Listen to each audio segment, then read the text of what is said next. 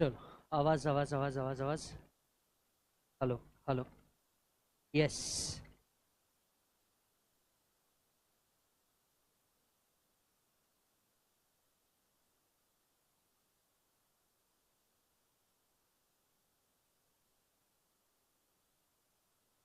चलो मालिक, चालू करेंगे। हाँ या हाँ तो बोलो।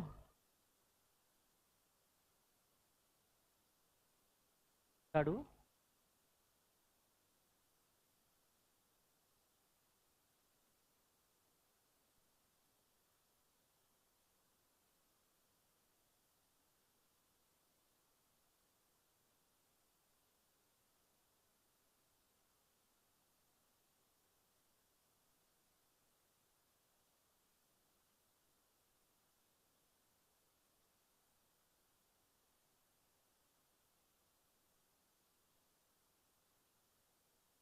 अच्छा। Good morning. ऐसे डल डल क्यों बैठे हो लाइफ में? मौसम मस्ताना है इसलिए ऐसे हो, या ऐसे ही हो? ऐसे ही हो ना? ओके। तो very warm welcome to each and every one of you. Many faces जिनको मैं पहले भी देख चुका हूँ। And I am C A and C S Vijay Salta. I teach economics at this level, then direct taxes at inter level, and then direct tax and international tax at final level. तो मैं वो व्यक्ति हूँ जो आपको फाइनल तक के मिलने वाला है। यस। और आप, आई डोंट नो आपने मेरे लेक्चर के बारे में थोड़ा बहुत सुना है या नहीं सुना है। एक गारंटी ये पक्का है, ये आपके दिन का फेवरेट लेक्चर होगा। तो ये एक बात मैं आपको बहुत बिल्कुल जोश के साथ और मोटिवेशन के साथ कहता हूँ कि ये एक वो बैच है जो आपको दिन भर का मोटिवेशन रहेगा। आपको मज़ा बहुत आएगा इस बैच के अंदर में। ये सुनो। चलिए। अब सबसे पहले इकोनॉमिक्स क्या है और क्या है, उससे पहले हम लोग एक बार थोड़ा बहुत बात कर लेते हैं। मैंने मेरा सीए कंप्लीट किया है। सर क्या मैं कभी रैंक कर रहा हूँ? नहीं। तो मैं उस लेवल को समझ सकता हूँ जिस लेवल पे आप और मैं एक साथ हैं। ठीक है। सर मैंने सीएस भी कंप्लीट किया है, मैंने बीकॉम भी किया है, 10th और 12th भी किया है मैंने, है ना? सर 10th और 12th भी किया है। सर इसके अलावा प्रैक्टिस के अंदर में भी हम लोग रहे हैं, तो will give you a big inside of this particular batch. कुछ बातें बहुत सिंपली चालू करते हैं। Since this is the first day of your a big journey which you are about to commence, right? एक सवाल आप सबसे पूछना चाहता हूँ, और मैं चाहता हूँ आप सब पार्टिसिपेट करें। जवाब जो भी हो मैं बिल्कुल एक्सेप्ट करने के लिए रेडी हूँ। ये करना क्यों है? फालतू की बात छोड़ो, देखो पैसा, है ना? कोई फालतू की बात नहीं, पैसा। पर पैसे तो बहुत सारे कामों से आते हैं। नहीं, आई मीन टू से नहीं, अरे पहले दिन ही वहां चले गए। मैंने कहा पैसे बहुत सारे कामों से आते हैं, डेफिनेटली यस। तो सीए क्यों? मतलब आई गेस आप कुछ भी दूसरा कर सकते थे। अच्छा, किसी के डैड सीए यहाँ पे? How many people? एक। ठीक है। दो। दो लोगों के डैड हैं। Okay. How many people belong to business family? Business family, very good. बहुत बढ़िया। और देन बाकी सब जॉब, राइट? या any other thing? I am sure. ठीक है। ये जो सीए का जर्नी है, इस बारे में मैं आपको पहले थोड़ा सा बता देता हूँ, थोड़ा सा आइडिया दे देता हूँ, और देन हम इसको कमेंट्स करेंगे एकदम आराम से। सबसे पहली चीज, सीए करता क्या है? एनीवन? मैं पहले चालू करता हूँ। ऑडिट, टैक्स प्लानिंग करता है। ओके सो एक टैक्स प्लानिंग करता है, ठीक है। और रिटर्न फाइल्स करता है, जी हाँ, लोगों के रिटर्न्स फाइल करता है, टैक्स प्लानिंग करता है। और क्या करता है सीए? कंसल्टेंसी करता है। पर क्या कंसल्ट करना है? That is tax planning only, how to save taxes. हाँ। अच्छा, मैं आप सभी को बता दूं, लड़कियां अगर इस क्लास में बात करें, इसकी कोई सेपरेट फीस चार्ज नहीं है। हाँ, मतलब इसके कोई हम सेपरेट पैसे नहीं लेंगे, ये फीस में इंक्लूडेड है। और क्या करता है? Stock, then manage accounts, okay, business. Can you name 5 top CA मेरे अलावा, बचे हुए चार? Can you name, can you name few of them? Kumar Mangalam Birla, very nice. Motilal Oswal, very nice. Rakesh Jhunjhunwala, very good. Aman Gupta, Shark Tank के 3 लोग है ना। मतलब एक बात तो फिक्स है यार, स्कोप तो बहुत बड़ा है। मतलब नेशनल टेलीविजन पे जाके एज अ सीए हम किसी को फंड कर रहे हैं, मतलब स्कोप तो है, बराबर है कि नहीं? स्कोप तो है। Let me tell you CA करता क्या क्या है। सबसे पहले हम ये डिस्कस करते हैं सीए करता क्या क्या है। तो सबसे पहली बात, सीए इन्वॉल्व होता है टैक्सेशन प्लानिंग के अंदर में। सिर्फ टैक्स प्लानिंग नहीं, taxation planning. Now let me gate, tax कौन कौन से होते हैं? पहला होता है डायरेक्ट टैक्स, दूसरा होता है indirect tax, that is GST and income tax. तो सिर्फ इनकम टैक्स का प्लानिंग करके काम चलेगा क्या? नहीं, तो उसको दोनों प्लान करना पड़ता है, बराबर है कि नहीं? दूसरा होता है बिजनेस मैनेजमेंट। दूसरा क्या होता है? Business management. देखिए बिजनेस मैनेजमेंट का ये रोल होता है कि भैया आपका जो बिजनेस है उसको ऑर्गेनाइज करना, रीऑर्गेनाइज करना। Yes, late me give you an example. देखिए जब धीरू भाई अंबानी जी की डेथ हुई थी तो दोनों भाई लड़ चुके थे किस चीज के लिए? प्रॉपर्टी के लिए। यस और नो, राइट? अब सोचो अगर सक्सेशन प्लानिंग सही तरीके से होती या सक्सेशन प्लानिंग का हेल्प लिया होता तो विदाउट झगड़ा भी शायद ये काम बहुत अच्छे से हो सकता था। अभी यही चीज से सीख लेकर के मुकेश अंबानी साहब क्या कर रहे हैं? सक्सेशन प्लानिंग पे वर्क कर रहे हैं। यस और नो? उन्होंने बोला एक तीसरे बच्चे की शादी है, 2-1 साल शादी कर लेता हूँ। 2 साल से चल रहा है ना वो उसका शादी, हुआ कि नहीं हुआ? अभी भी हो गया ना फाइनली कि ये प्री वेड ही था वापस? नहीं ना, मतलब हो गया ना, अभी फाइनल है ना, वो दोनों एक साथ है ना अभी। हाँ तो देखो 2 साल से शादी करी जाती। अगर किसी बंदे ने सक्सेशन प्लानिंग किया होता तो ये तकलीफ ही ना होती। दूसरा मर्जर्स एंड अमलगमेशंस, यह तीसरे टाइप का वर्क जो एक चार्टर्ड अकाउंटेंट करता है, और ये सारी बिल्कुल नई फील्ड है जो मोटिवेट करती है हमको नए लेवल पे जाने के लिए। तो तीसरा है मर्जर्स एंड अमलगमेशंस। अब ये मर्जर्स एंड अमलगमेशंस क्या होता है? मान लीजिए एक कंपनी दूसरे को एक्वायर कर रही है या दोनों मिलकर के एक कंपनी बन रही है। जैसे रिसेंटली आप लोगों ने सुना होगा, पहले बिग बाजार हुआ करता था, राइट? राइट। और बिग बाजार के बाद उसको टेकअप कर लिया किसने? रिलायंस ने, बराबर है। फिर सेंट्रल मॉल हुआ करता था जो सेंट्रो मॉल बन गया। तो ये जो मर्जर्स एंड अमलगमेशंस है, इसके अंदर में सामने वाली कंपनी को कितना कंसिडरेशन देना चाहिए, सामने वाली कंपनी को किस रेशो में पेमेंट करना चाहिए, ये कंपनी वायबल कंपनी है या नहीं है, इन सारी चीजों का जो डिसीजन मेकिंग है इसके अंदर में सीए इन्वॉल्व होता है। तो पहला हमारा ऑब्जेक्टिव सिर्फ टैक्स प्लानिंग नहीं होता, हमारा mergers and amalgamation, successions planning के अंदर में वर्क होता है। चौथा आता है business decisions making. Understand, assume कीजिए ये बंदा है, नाम क्या है भाई तेरा? श्लोक। अभी श्लोक है, ये बोलता है कि चलो यार मेरे को एक कंपनी बनानी है, मैं खिलौने बनाऊंगा। ठीक है, ये बोलता है कि भैया चलो बच्चों के लिए तो सब बनाते हैं, मैं बड़ों वाले खिलौने बनाऊंगा। क्रिकेट बैट और बॉल, लेदर बॉल हो सकता है ना? ये कहता है कि यार चलो मैं भी बड़े वाले खिलौने बनाऊंगा, मैं भी अपना स्टोर लगाऊंगा, फॉरेन में तो बहुत है, हम हमारा यहाँ लगाएंगे। अब श्लोक जब ये डिसाइड करता है, श्लोक श्लोक बोलता है देखो मेरे पास बिजनेस आइडिया है, मैंने बहुत रिसर्च करी है इसके ऊपर, बहुत सारे वीडियो देखे, मैंने सब रिसर्च करी है, राइट? मैंने मतलब अमेरिका तक की मैन्युफैक्चरिंग इंडस्ट्री को देख लिया, सब कर लिया, अब मैं वर्क करना चाहता हूँ। अब सबसे पहला पॉइंट क्या है? देखिए मेक इन इंडिया कहना बड़ा आसान है, यस और no, but how to do it in India ये बड़ा मुश्किल है ना।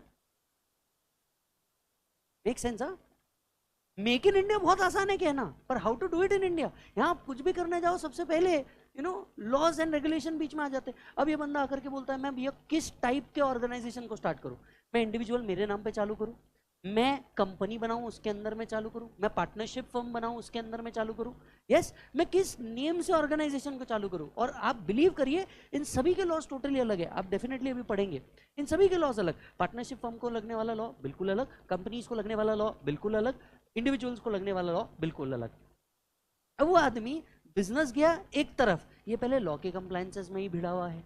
तो डोंट यू थिंक कि इसको आसान बनाने की जर्नी में भी हम बीच में आते हैं कि भैया देखिए आप अगर इंडिविजुअल बोल करके आते हैं तो आपको इतने कंप्लायंस है, आप पार्टनरशिप फर्म बोल करके आते हैं तो आपको इतने कंप्लायंसेस है, आप कंपनी बोल करके आते हैं तो आपको इतने कंप्लायंसेस है, so on and so fourth. तो हम लोग यहाँ पे भी डील करते हैं। फोर्थ पार्ट जिसके अंदर में हम लोग डील करते हैं वो है to some extent, to some extent management consultancy. अब ये मैनेजमेंट कंसल्टेंसी क्या है? देखिए कई बार है ना आप बिजनेस को बहुत बड़े लेवल पे लेके चल जाते हैं, लेकिन उसके बाद उसको मैनेज करना बहुत मुश्किल हो जाता है कि मैं किस तरीके से इसको मैनेज करूं, कौन कौन सी सर्विसेज मैं इन हाउस रखूं, कौन कौन सी सर्विसेज मैं आउटसोर्स कर दूं, और मैं किस तरीके से बिजनेस को एक ऐसे मॉडल पे लेकर के आ जाऊं जहां पे मैं रहूं ना रहूं बिजनेस रहना चाहिए, ऐसा नो, ये सेल्फ सस्टेन्ड मॉडल पे अर्न करना चाहिए।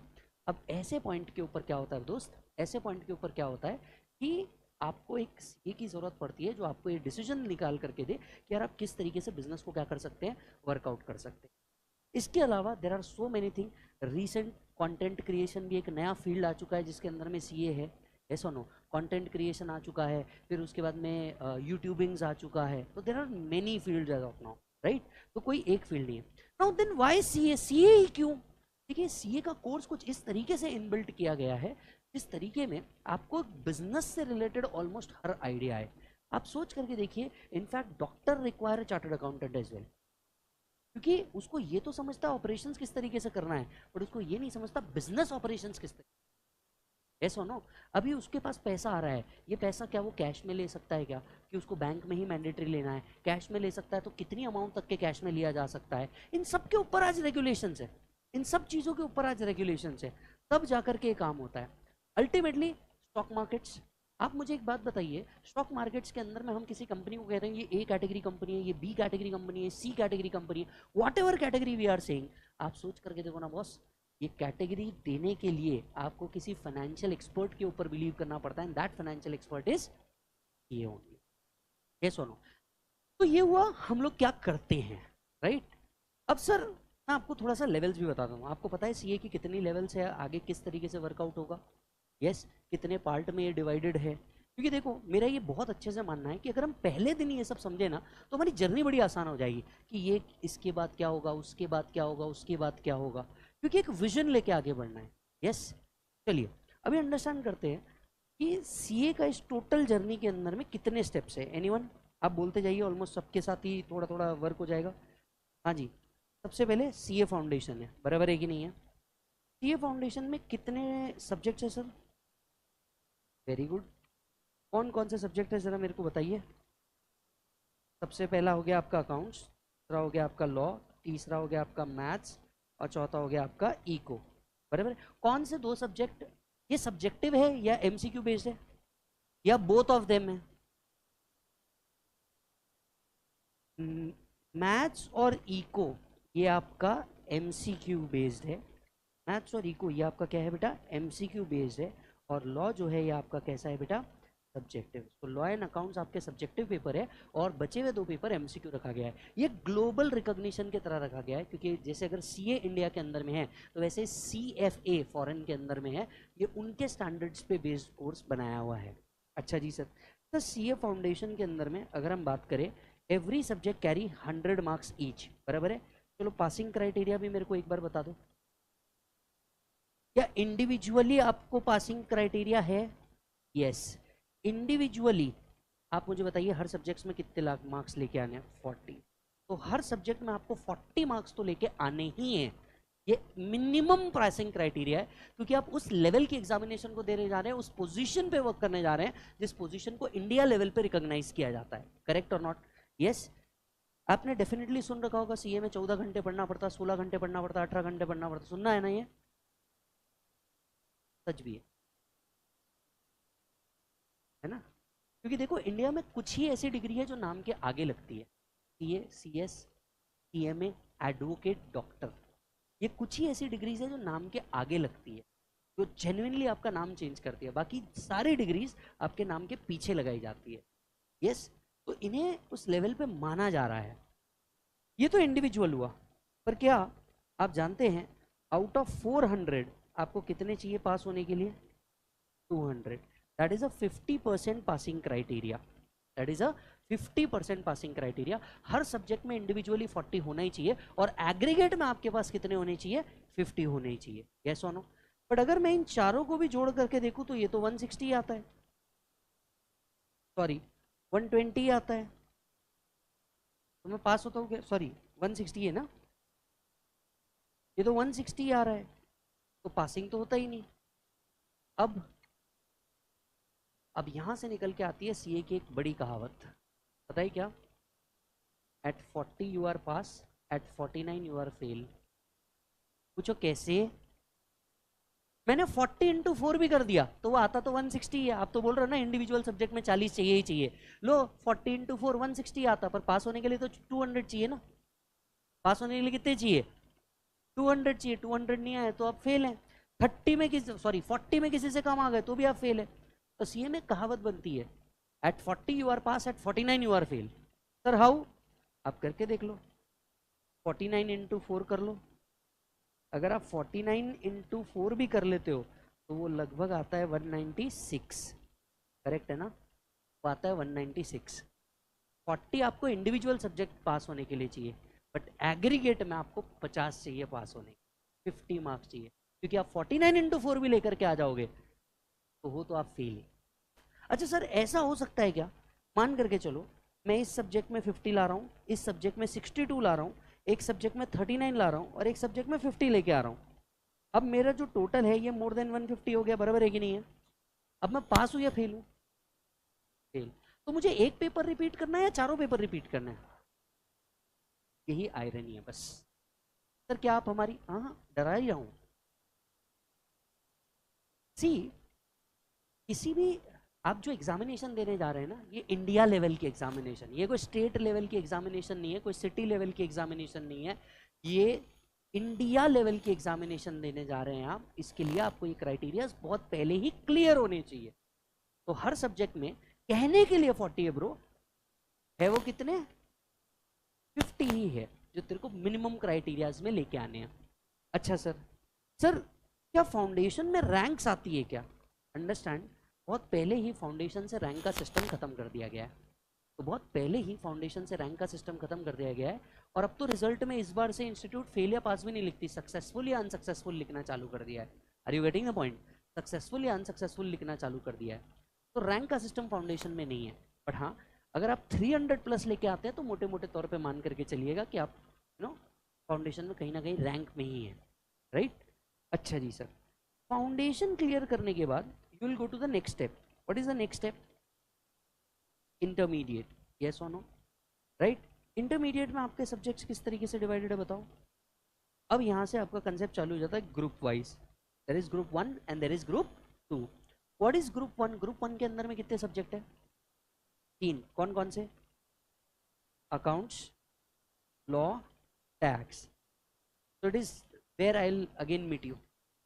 अकाउंट्स, लॉ, टैक्स, कितने कितने मार्क्स के हैं सर? अगेन सेम, 100, 100 एंड 100, बराबर है।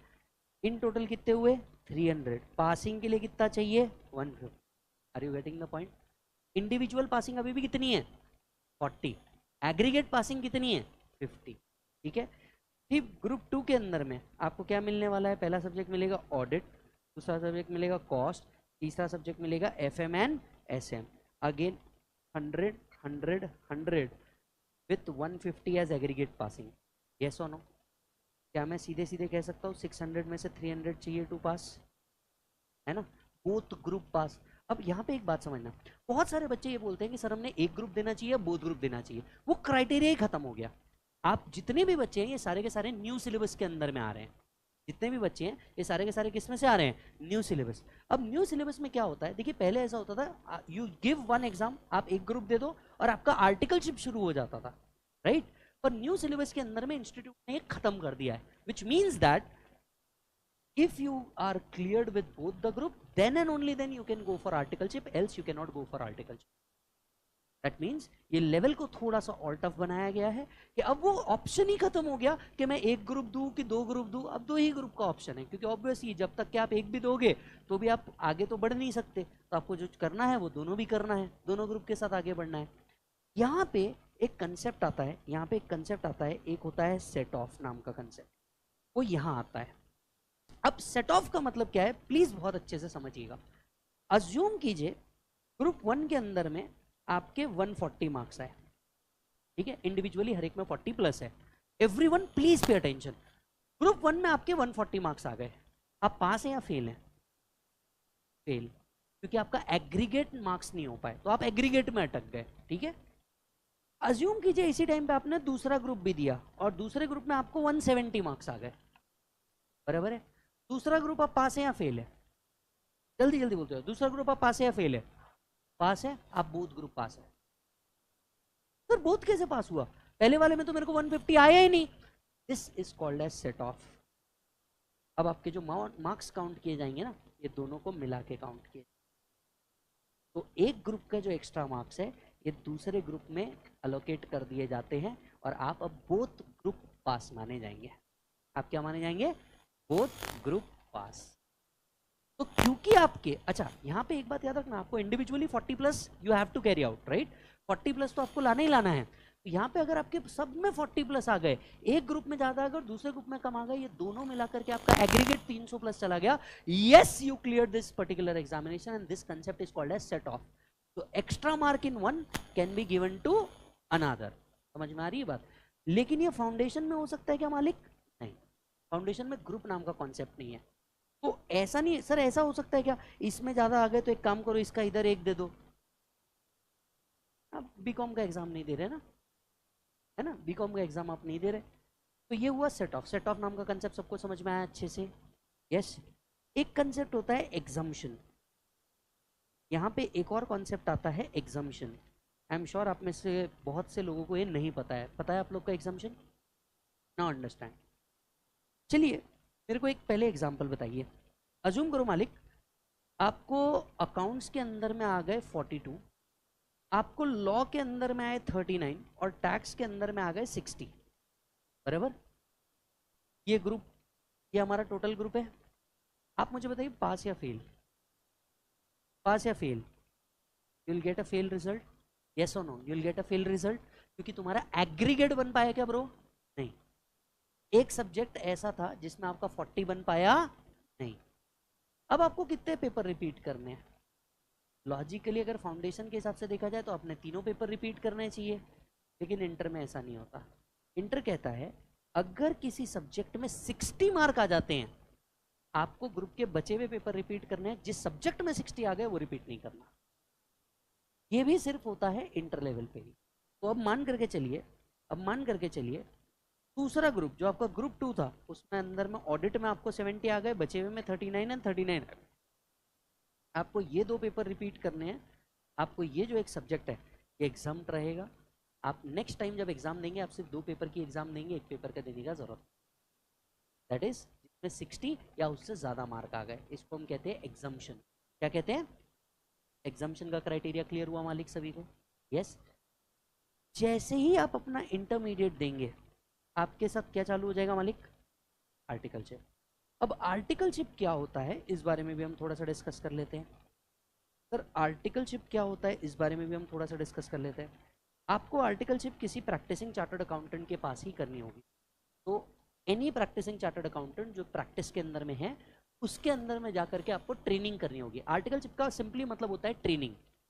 सीए बनने के बाद जो व्यक्ति करता है वो सीए बनने से पहले सब कुछ करके देखता है। तो रिटर्न भरने का काम, अकाउंटिंग फाइनलाइजेशन का काम, रिकंसिलिएशन का काम, ऑडिटिंग का काम, ये सब आपको आर्टिकलशिप के अंदर में सिखाया जाएगा।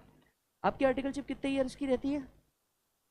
2 ईयर्स की आर्टिकलशिप रहती है, जिसके अंदर में बहुत मिनिमम हॉलीडेज है। अगर मैं गलत नहीं हूँ शायद मैक्सिमम 7 दिन का ही हॉलीडे है जो आपको अलाउ होता है। न्यू रूल्स अपने को स्पेसिफिकली चेक करने पड़ेंगे, अदरवाइज आपको कोई छुट्टी अलाउड नहीं है except public holiday, national holiday, आपको कोई छुट्टी अलाउड नहीं है। अच्छा सर, सर क्या ऐसा हो सकता है कि मैं एक जगह कहीं आर्टिकलशिप कर रहा था मैं दूसरी जगह कहीं शिफ्ट हो सकता हूँ? Yes, but only if the first person agrees to.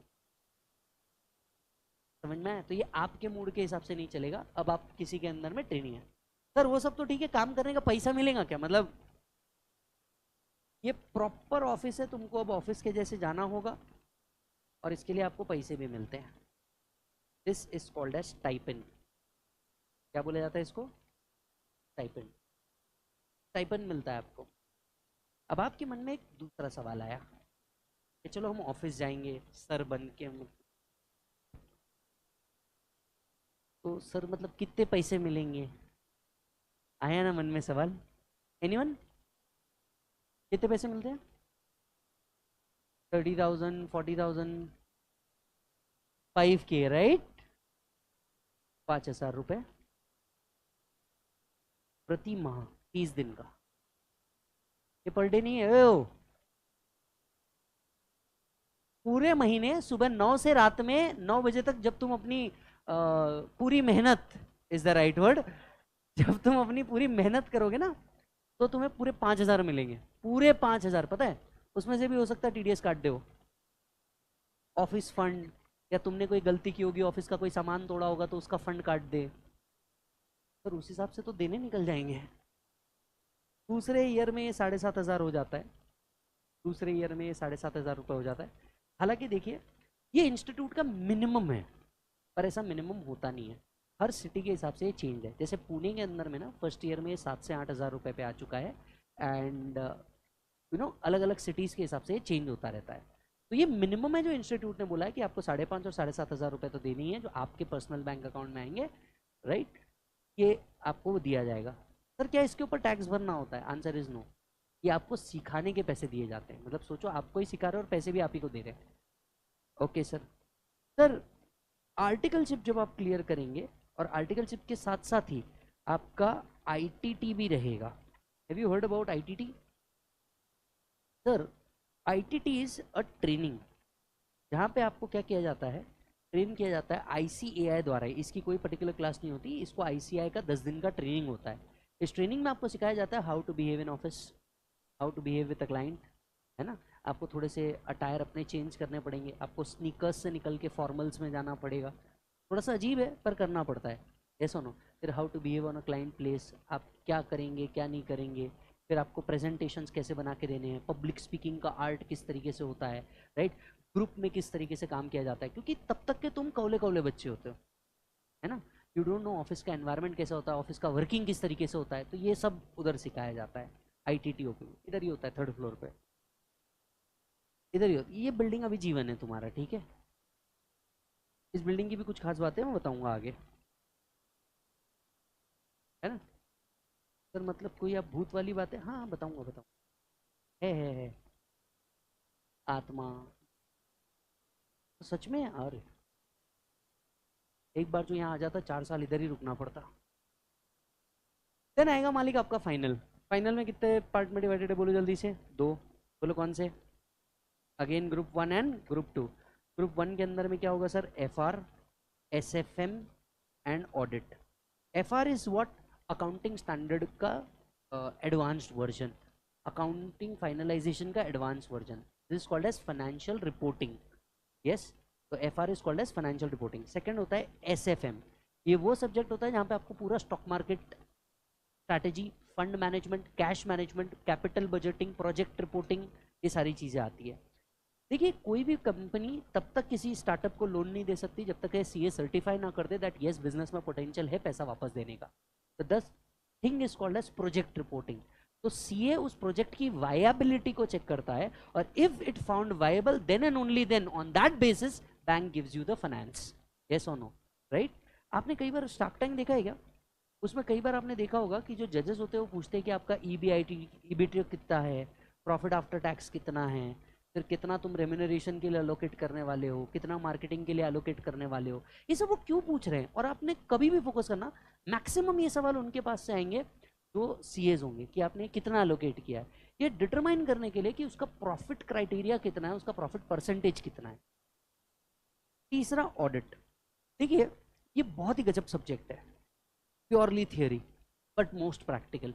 इस सब्जेक्ट के अंदर में क्या होता है, मान करके चलिए अब कोई बिजनेस है, लेट्स से नीचे की कोई दुकान है जो बिजनेस वाला है, इस बिजनेस ने साल भर बिजनेस किया, पर लॉ भी तो फॉलो करना जरूरी है कि नहीं है? तो whether he has followed that particular law which is applicable to that organisation और नॉट, हम ये सरकार को बताते हैं। मतलब through the audit report we communicate to government that yes this particular business has complied this law, has not complied this law, and based on our report government levy the penalty और government recover the taxes or whatsoever। तो ये भी काम हमारा होता है और ये चीज़ आपको ऑडिट में सिखाई जाती है। देन सेकेंड ग्रुप के अंदर में आपका पहला सब्जेक्ट बनता है DT and international tax, direct tax and international tax, that is income tax. यहाँ पे आपको नेक्स्ट लेवल सिखाया जाएगा, क्योंकि इनकम टैक्स देखो आपको इंटर में भी था, तो फाइनल में कौन सा इनकम टैक्स आता है? इनकम टैक्स में 298 सेक्शंस है।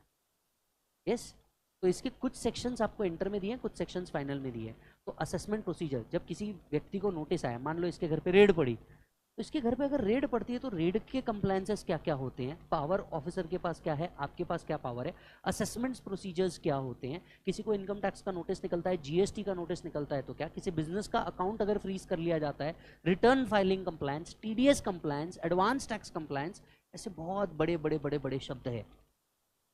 ईटी इंटरनेशनल टैक्स में क्या, अज्यूम कीजिए, अज्यूम कीजिए कि शाहरुख खान ने बुर्ज खलीफा में एक घर खरीदा। आई सेड बुर्ज खलीफा, ठीक है। अज्यूम उसने एक प्रॉपर्टी खरीदी। नाउ हियर, ये प्रॉपर्टी उन्होंने रेंट पे दे दी।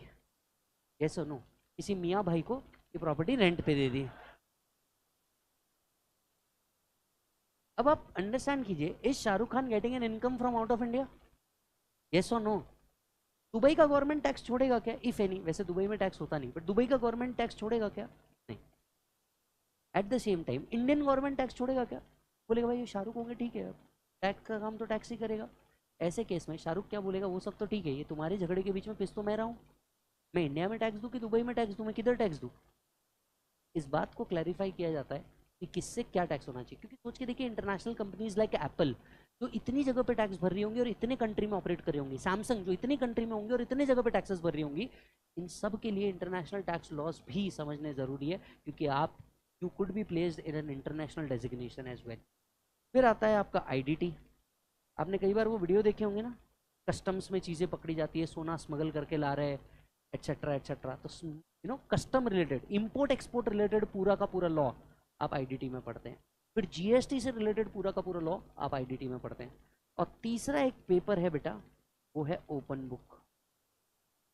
तीसरा एक पेपर है, कौन सा बेटा? Open book. ओपन बुक भी एक पूरा का पूरा पेपर है, जहाँ पे आप कितनी भी बुक्स लेके जा सकते हैं और आपको बुक से देख करके आंसर लिखना है। ये अकेला ऐसा सब्जेक्ट है पूरे सीए सिलेबस में जहाँ पे बुक्स अलाउड है एग्जामिनेशन में ले जाने के लिए। और आप शॉक हो जाएंगे, लोग लिटरली बैग भर के लेके जाते हैं। इसी बार के इसमें हुआ है, बैग भर के 7-8 बुक लेके गए, आपको भरपूर टाइम दिया जाता है, क्वेश्चन दिया जाता है, केस स्टडी दिया जाता है। एंड प्लीज बिलीव मी, ये इतना आसान नहीं है कि मतलब यू नो कॉन्सेप्ट दिया होगा, कहीं से आंसर ढूंढ लो और आप लिख दो। It is a pure case study question, एक सिचुएशन बना के पूरा दिया जाता है। अब आपको बोलते हैं आपके पास पूरी बुक भी ओपन है and you are a master, आप उस बुक के हिसाब से अपने हिसाब से डायग्नोस करके दे दो क्या है क्या नहीं है। It's an open book examination. और इसके बाद तो मजे ही मजे, के बाद आपके मजे मजे। तेरे पूरा कोर्स कितने साल का है? रफली 4.25 ईयर मिनिमम में। क्या में? मिनिमम में। यस और नो? अच्छा सर, सर इसके बाद के स्कोप क्या है? Definitely you can go to job anywhere, government non government दोनों भी। तो दूसरा क्या कर सकते हैं आप? डेफिनेटली प्रैक्टिस कर सकते हैं, राइट? अपने खुद के नाम से अपना फॉर्म चालू कीजिए, there are lot of client, ये आपको मिलते हैं। तीसरा बताइए क्या कर सकते हैं आप? कंसल्टेंसी बिजनेस में आ सकते हैं, फ्रीलांसर बोल के कंसल्टेंसी प्रोवाइड कर सकते हैं। चौथा, चौथा आप मीडिया एंड एंटरटेनमेंट में जा सकते हैं। पांचवा आप अपने खुद का बिजनेस के अंदर में जा सकते हैं, राइट? तो मिनी स्कोप। चलिए सीए बनने के बाद के पैकेज पे भी बात कर लेते हैं, क्योंकि अल्टीमेटली जिसके लिए इतनी मेहनत करनी है, ये भी तो समझ लो सर आने कितना वाला है। यहाँ पे भी 5-7 हज़ार ही मिलना है तो फिर नहीं करना हमको, है ना? क्या लगता है कितना होता होगा एक सीए, कितना कमाता होगा? रफ चाहिए मेरे को, मतलब मैं समझना चाह रहा हूँ बच्चों के मन में क्या है। 7 to 8 lakhs, okay, 7 to 8 lakhs। Starting is 7 to 8 lakhs, something starting is 7 to 8 lakhs। अच्छा, 15 to लीजिए 15 to 17 lakhs। सर मैं आपको एक बात बताऊं, आप एक अटेम्प्ट में सीए बने या एक से ज़्यादा अटेम्प्ट में सीए बने, लास्ट जो कैंपस इंटरव्यू हुआ था ना, आईसीएआई ने करवाया था, उन्होंने बोला लास्ट कैंपस इंटरव्यू में not less than 9 lakhs। 9 lakh के नीचे जो कंपनी पैकेज लेके आ रही थी उन्होंने रिजेक्ट कर दिया। फिर सीए का मिनिमम पैकेज होगा 9 lakh. Sir what is the maximum CA can earn? इसकी कोई लिमिट नहीं है, बिलीव मी, इसकी कोई लिमिट नहीं है। हो सकता कोई नालायक मेरे से पूछे सर आपका कितना है ना? हो सकता कोई नालायक मेरे से पूछ ले आपका कितना, अपना क्या रोजी रोटी निकल जाता है, 50-100 रुपये बीवी दे देती, अपन खुश। 50-100 रुपये वो दे देती, अपना चाय पानी खर्चा निकल जाता, अपन खुश। बट हाँ, मैं सिर्फ आपको इतना बता सकता हूँ कि मुझे लगभग it's been 13 years after completing CA, right? And I just own छोटा सा लैंड रोवर, तो बस अब मतलब इनकम तो अपनी 100-150 रुपये ही है, but I have that Jaguar land rover. ठीक है, ऐसा गरबा गरीबी में अपन ने कुछ कर लिया है। तो बस ये मैं आपको बताना चाहता हूँ मेरा एक्सपीरियंस क्या रहा। सर क्या आप भी फेल हुए हो? ये बड़ा इंपॉर्टेंट है, क्योंकि आपने ये ज़रूर सुना होगा सीए में फेल होते हैं कि नहीं है, ऐसा नो। सीए का रिजल्ट कितना आता है? परसों आया था सर, परसों आया था। At final level he had more than 30s rankers. At inter level more than 7 to 8 rankers, and we have the maximum number of both group pass on any academy in India, maximum numbers. तो sir वही वे sir क्या fail fail होने के chances कितने और passing percentage कितना है?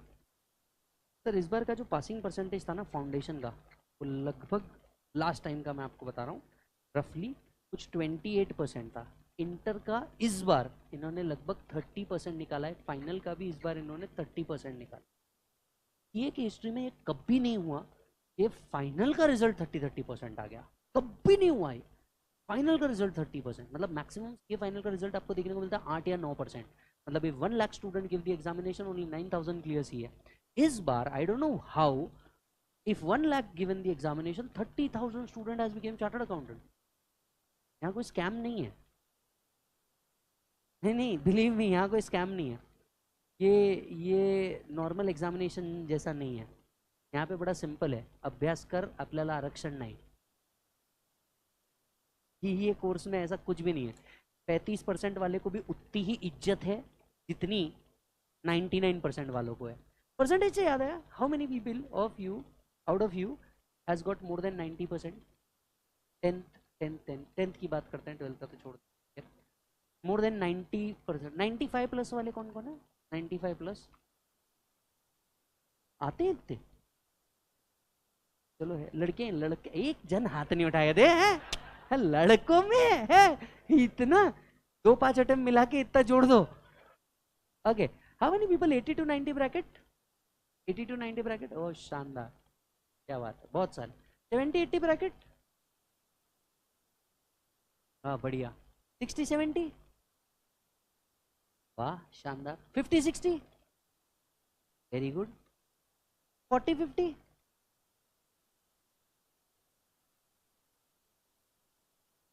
48%,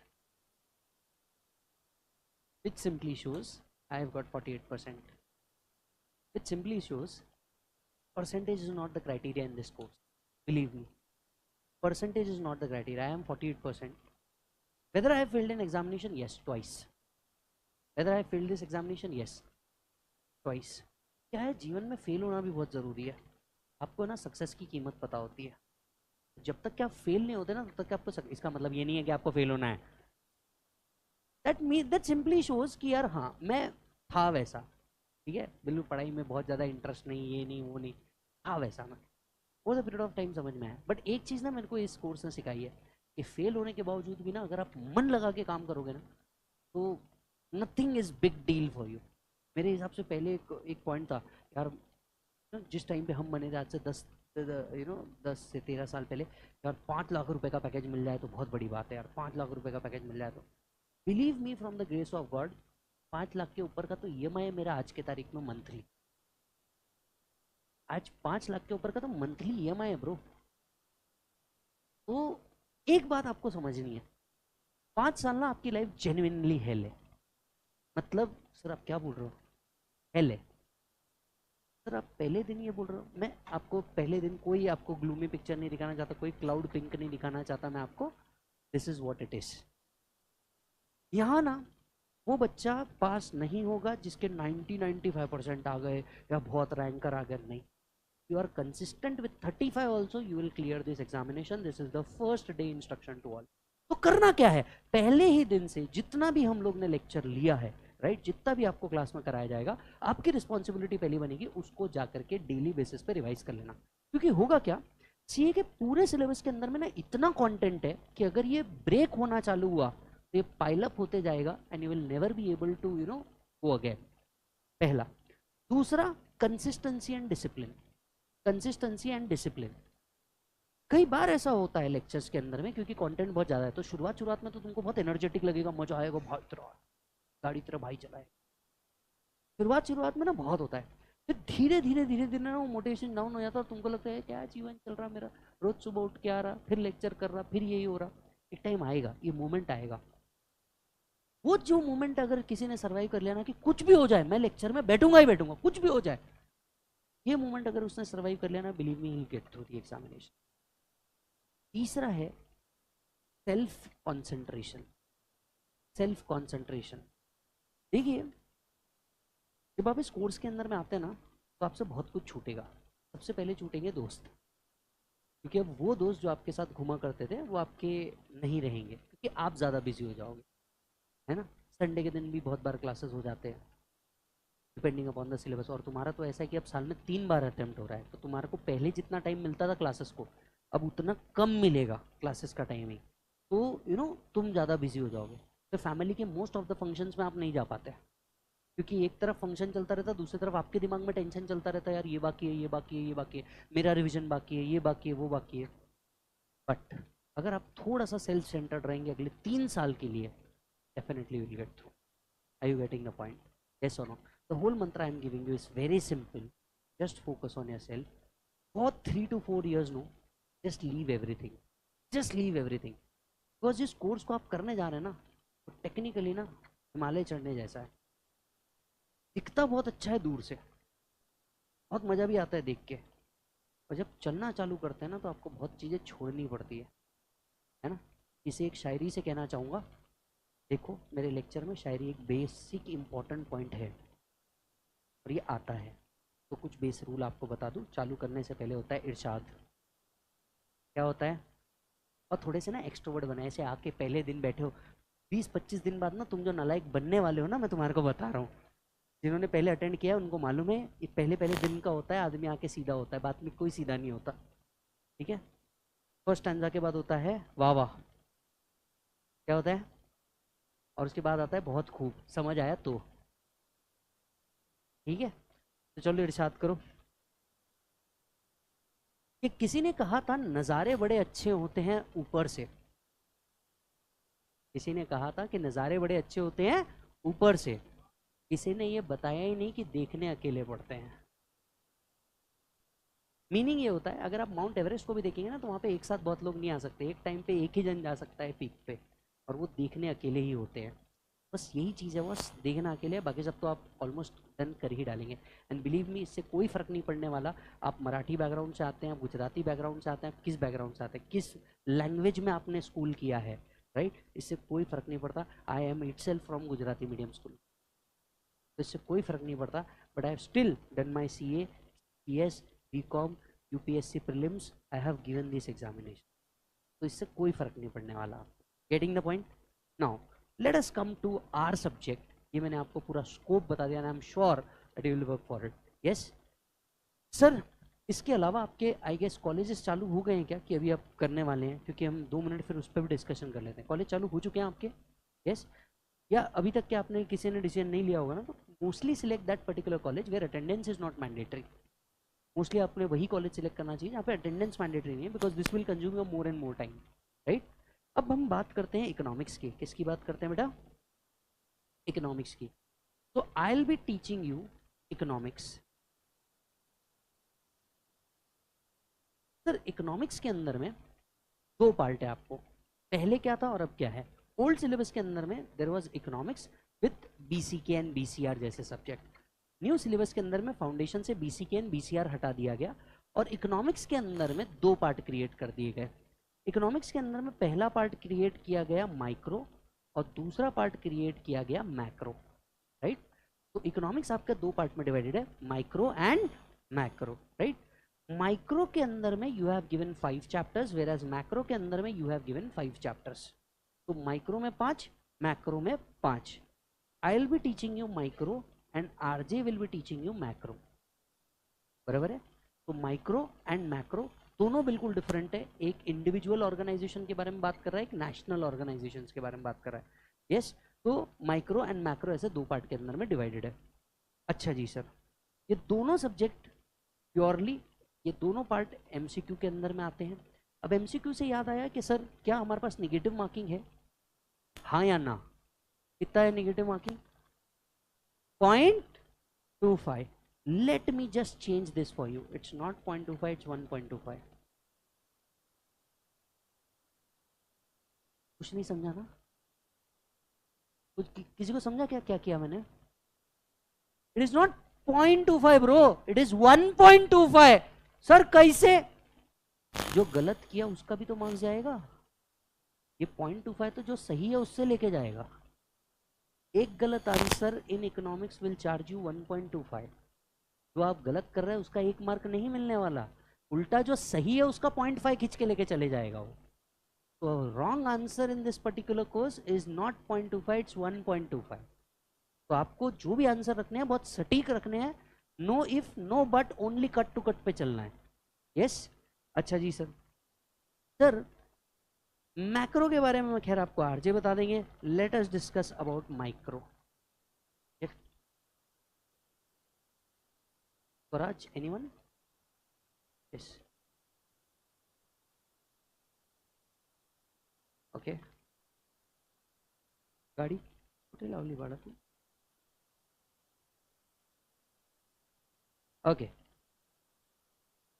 late me come to micro. आप लोगों ने रजिस्टर लाया है? कुछ रजिस्टर वगैरह लाया है? प्लीज चालू कर दिए। मैं आपको कुछ और बातें बता देता हूँ। You will need 100 page register in economics. Economics के अंदर में आपको 100 पेज का रजिस्टर ही लगने वाला है, राइट? हम लोग क्या करेंगे, हम लोग उसके अंदर में शॉर्ट नोट्स बनाएंगे। मैं आपको पूरा क्राइटेरिया सब कुछ बता देता हूँ। जितने बच्चे ऑनलाइन हैं उन सबको भी मैं डिटेल डिस्कस कर देता हूँ। तो माइक्रो का जो पार्ट है इसके अंदर में मैं आपको 2 बुक्स देने वाला हूँ। कितनी बुक्स देने वाला हूँ मालिक? 2। पहला बुक आपका होगा कॉन्सेप्ट बुक। पहला बुक कौन सा होगा बेटा? कॉन्सेप्ट बुक होगा आपका। इस कॉन्सेप्ट बुक के अंदर में आपके इकोनॉमिक्स का सब कुछ कवर किया हुआ है। यस, इसके अंदर में मॉड्यूल कवर किया हुआ है, आरटीपी एमटीपी कवर किया हुआ है। मॉड्यूल जो इंस्टीट्यूट देता है वो बहुत ज़्यादा बल्कि है। क्लास के हिसाब से हमने उसको कंसाइज एंड कॉम्पैक्ट करके रखा हुआ है, एंड इसको हमने 200 पेजेस के अंदर में ला के रखा है। ओनली माइक्रो, मैक्रो का अलग है। हाँ, मैं सिर्फ माइक्रो की बात कर रहा हूँ हियर एंड आफ्टर। तो आपको एक कॉन्सेप्ट बुक मिलने वाला है जो क्लास के अंदर में रहेगा। It's a multi colour book and cover everything. इसके अलावा मैं आपको देने वाला हूँ एक एमसीक्यू बुक, 1500 एमसीक्यू। कितने? 1500 एमसीक्यू जो पास्ट एग्जाम में आए हुए हैं। इसको मैं एक्चुअली बोलता हूँ एमआरपी। मैं इसको एक्चुअली बोलता हूँ एमआरपी। अब ये एमआरपी क्या होता है?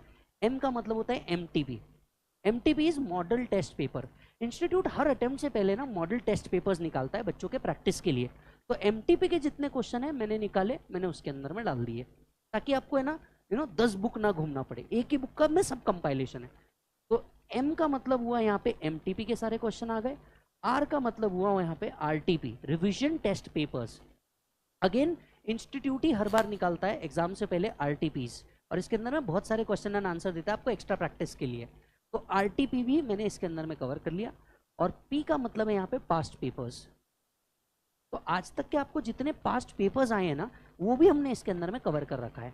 And it will have 1500 MCQ. मतलब सिर्फ 50 मार्क के लिए आप मेरे साथ 1500 एमसीक्यू का प्रैक्टिस करने वाले हैं।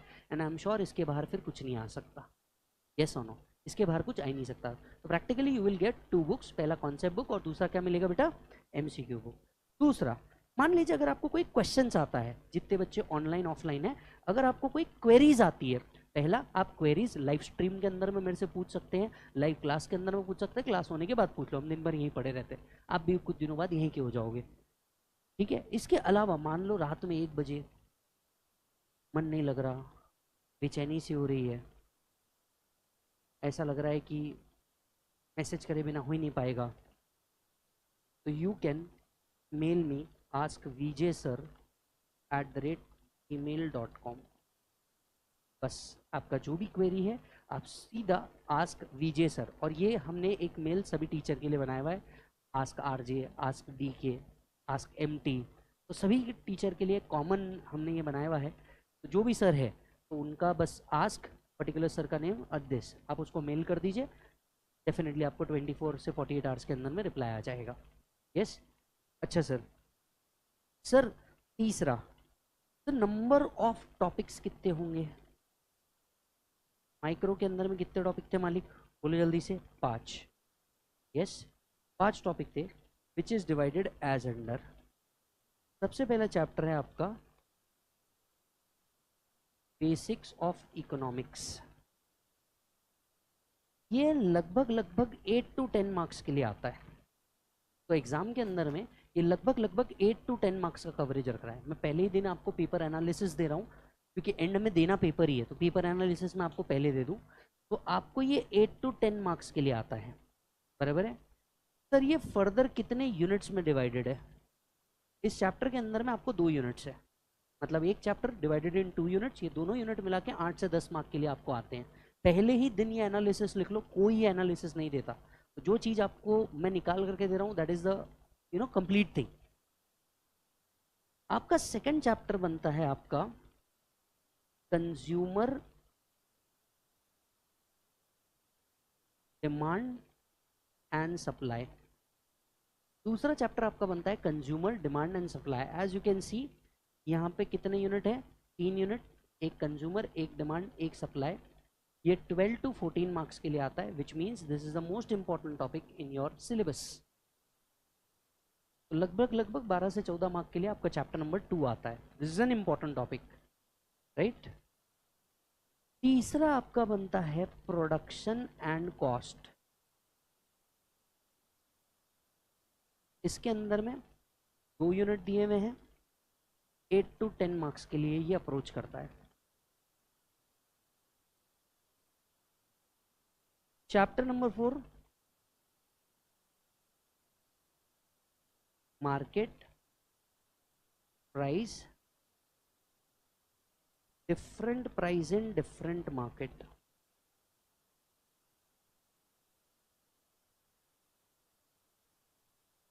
Different price in different market, यह आता है मालिक लगभग 12 to 14 मार्क्स अगेन।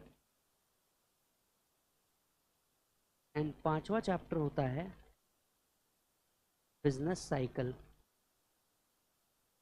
ये आता है करीब कुछ 6 से 8 मार्क के लिए, 6 to 8 मार्क्स। तो बाय एंड लार्ज क्या आप मुझे बता सकते हैं, जो 5 टॉपिक हम लोग पढ़ने वाले हैं उसमें से 2 सबसे इंपॉर्टेंट कौन से हैं? 2 and 4 ये सबसे इंपॉर्टेंट वाले हैं, राइट।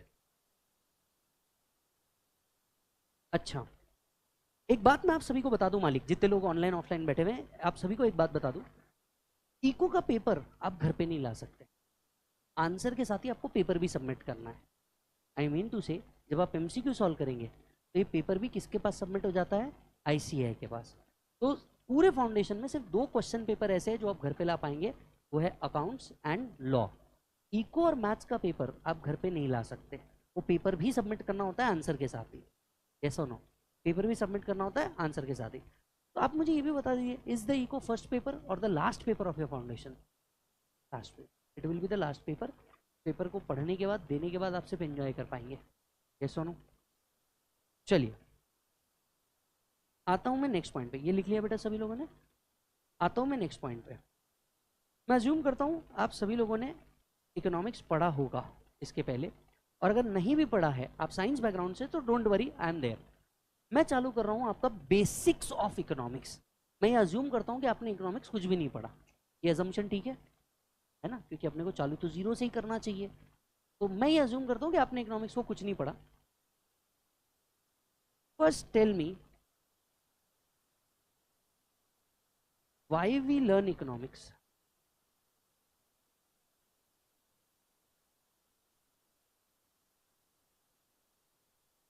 आखिर इसको पढ़ना ही क्यों है?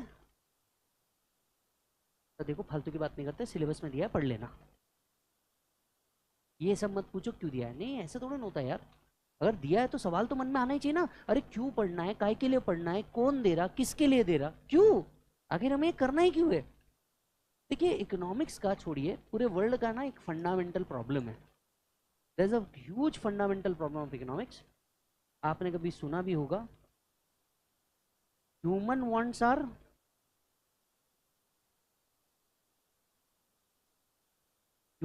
are unlimited, but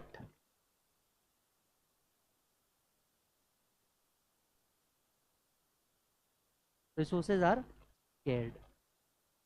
सिंपली है सर, जितनी जरूरतें हैं, जितनी ख्वाहिशें हैं, ख्वाहिशें तो अनलिमिटेड है, लेकिन रिसोर्सेज जो है उसको पाने के लिए वो रिसोर्स कैसे है सर, लिमिटेड। और इस वजह से there is a need of economics. Economics क्या करता है सर, नीड कम कर देता है या रिसोर्स बढ़ा देता है? दोनों में से कुछ भी नहीं। ना इकोनॉमिक्स नीड कम करता है, ना रिसोर्सेज बढ़ा देता है। इकोनॉमिक्स आपको सिर्फ हेल्प करता है कि कैसे अवेलेबल रिसोर्स को आप अपनी एग्जिस्टिंग यूज में यूज लाएं, ताकि आपकी not all but maximum want satisfy हो जाए। Not all but maximum want क्या हो जाए, सेटिस्फाई। तो ह्यूमन वांट्स आर अनलिमिटेड है सर। ह्यूमन की जो वांट्स है ये बिल्कुल अनलिमिटेड है, एक खत्म हुई नहीं दूसरी चालू हो जाती। इसे फिर से शायरी से कहना चाहूंगा, बोले इरशाद कि हर उम्र में होते हैं शौक जुदा जुदा। हर एज में आपकी जो इच्छाएं होती है वो डिफरेंट होती है, ठीक है। तो हर उम्र में शौक होते हैं जुदा जुदा, पहले खिलौने, फिर माशूका, फिर रुतबा, और फिर खुदा खुदा। समझा ही नहीं तुमको, सुनो। हर उम्र में शौक होते हैं जुदा जुदा। देखिए बचपन से लेके आज तक के हमारे कितने शौक चेंज हुए। पहले जब आप छोटे थे, जब मैं छोटा बच्चा था, बड़ी शरारत करता था, मेरे को क्या चाहिए था, खिलौने। हर उम्र में शौक होते हैं जुदा जुदा, पहले खिलौने। आप, मैं जब छोटे थे, हम लोग को क्या चाहिए था, खिलौने। लड़कों को भी बारबी चाहिए था, पता ही नहीं है करना क्या है। समझ आ रहा है, लड़कों को भी बारबी चाहिए था, पता ही नहीं उसके साथ करना क्या है ना। अब क्यों नहीं लेते, पता है इनको। समझ आ रहा है बात ना हो। पहला खिलौने, फिर माशूका। अभी आप जिस एज में हो ना, अपोजिट अट्रैक्ट्स। कई बार तो सेम भी अट्रैक्ट होता है, बट ठीक है। हाँ मतलब अब सुप्रीम कोर्ट ने कह दिया, हम क्या रोक सकते हैं। तो यू नो अपोजिट अट्रैक्ट। अभी ऐसा रहता है, हाँ आप थोड़ा सा बन के जाओ, सर के जाओ, ठीक है। अच्छा कई बार तो ऐसा होता है ना, प्यार में आप खुद नहीं गिरते, आपके कमीने दोस्त गिराते हैं। भाई वो देखो देख रही थी,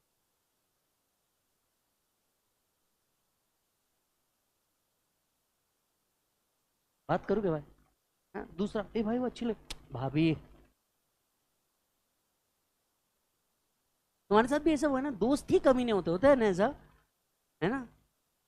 हर उम्र में शौक होते हैं जुदा जुदा, पहले खिलौने, फिर माशूका, फिर रुतबा। अभी जब मैं जिस पर्टिकुलर स्टेज में आ गया, ठीक है, अब वो खत्म हो गया निब्बा निब्बी वाला। मेरे बाबू ने थाना थाया। मेरे को कोई इंटरेस्ट नहीं, बाबू अपना देख लेंगे, है ना। इतनी बड़ी वो बिना खाए खाए तो नहीं हुई, ऐसा ना। अभी मेरा खत्म हो गया, देखिए my wife is also chartered accountant. Yes, तो मेरी जो वाइफ है वो भी चार्टर्ड अकाउंटेंट है, लव मैरिज ही था, डोंट वरी। यस और नो, वो प्लान था, आगे बताऊंगा कभी, ठीक है। अपने को हमेशा से पता था अपन पैसा कमाएंगे। कोई चाहिए ना जो अच्छे से संभाले, उड़ाने ही नहीं, तो चार्टर्ड अकाउंटेंट था। तो पहले खिलौने, फिर माशूका, फिर रुतबा। अब जो अपने दादाजी जिस एज में आ गए, यस, या टप्पू के दादाजी जिस एज में हैं, वो पैसे के पीछे भगते हैं, गड़ा इलेक्ट्रॉनिक्स में क्या चल रहा है ये देखते क्या, नहीं, खुदा खुदा। अब सोचिए वापस से, हर उम्र में शौक होते हैं जुदा जुदा, पहले खिलौने, फिर माशूका, फिर रुतबा, और फिर खुदा खुदा। सब बोलते ये सब फालतू की बात है, जीवन अच्छे से जियो, ये करो वो करो, सब अच्छा है। लेकिन इस कहीं पे भी ना ऐसा नहीं लिखा आप अपनी इच्छाएं कम कर लो, बिकॉज ह्यूमन वांट मरते तक के कभी नहीं छूट। समझ आ रही है बात, ह्यूमन वांट मरते तक के कभी नहीं छूटती, आपको कुछ ना कुछ चाहिए ही। Yes, so human wants are unlimited, लेकिन जितनी रिसोर्स चाहिए उतने हैं कि आपके पास नहीं। इच्छा बहुत होती कि चलो अपन भी घूम के आ जाते, एक फॉरेन ट्रिप करके आते, जा सकते। क्या है इशू, रिसोर्स क्या कमी है, फाइनेंस, पैसा ही नहीं है। अच्छा कई बार तो पैसा है, दोस्त लोग को बोलते चल लोनावला ही चल के आ जाते, दोस्तों की कमी है, वो भी नहीं है हमारे पास। इस हद तक खाली बैठे हैं कि लोगों को स्नैपचैट पे बता रहे आज थर्सडे है, today is Thursday and 4 PM हो चुका है, स्नैप स्टोरी लगा। वो इतने हद तक के खाली हो गए अपन कि लोगों को हमको ये बताना पड़ा today is Thursday, today is Wednesday. बराबर है कि नहीं है। तो ह्यूमन वांट्स आर अनलिमिटेड। तो इकोनॉमिक्स क्या नीड्स कम कर देता है? नो।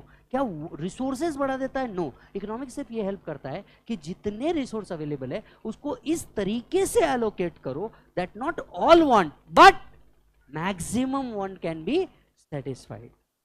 तो write down economics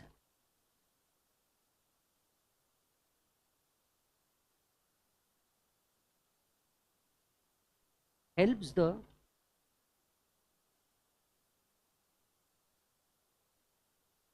organization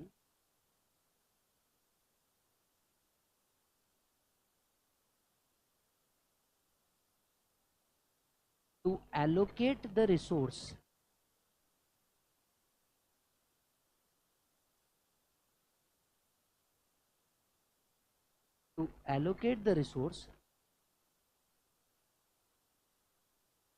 in such a manner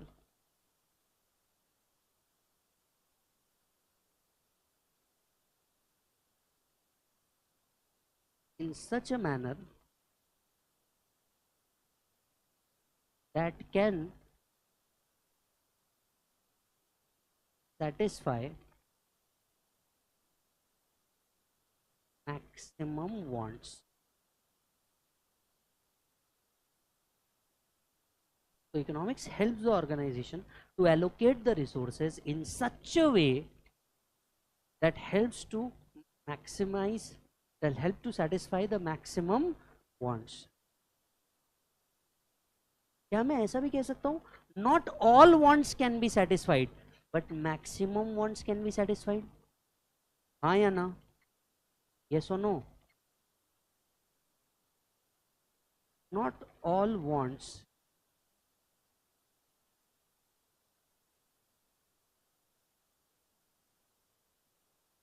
can be satisfied,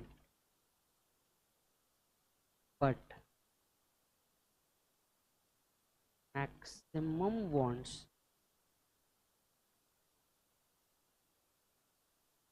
can be satisfied.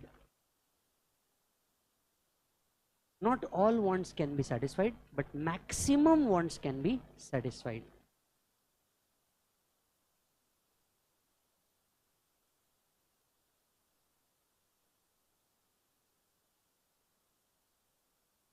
अच्छा मुझे एक बात बताइए, हमने लिखा human wants are unlimited, but क्या यहाँ पे हम सिर्फ ह्यूमंस की बात कर रहे हैं क्या?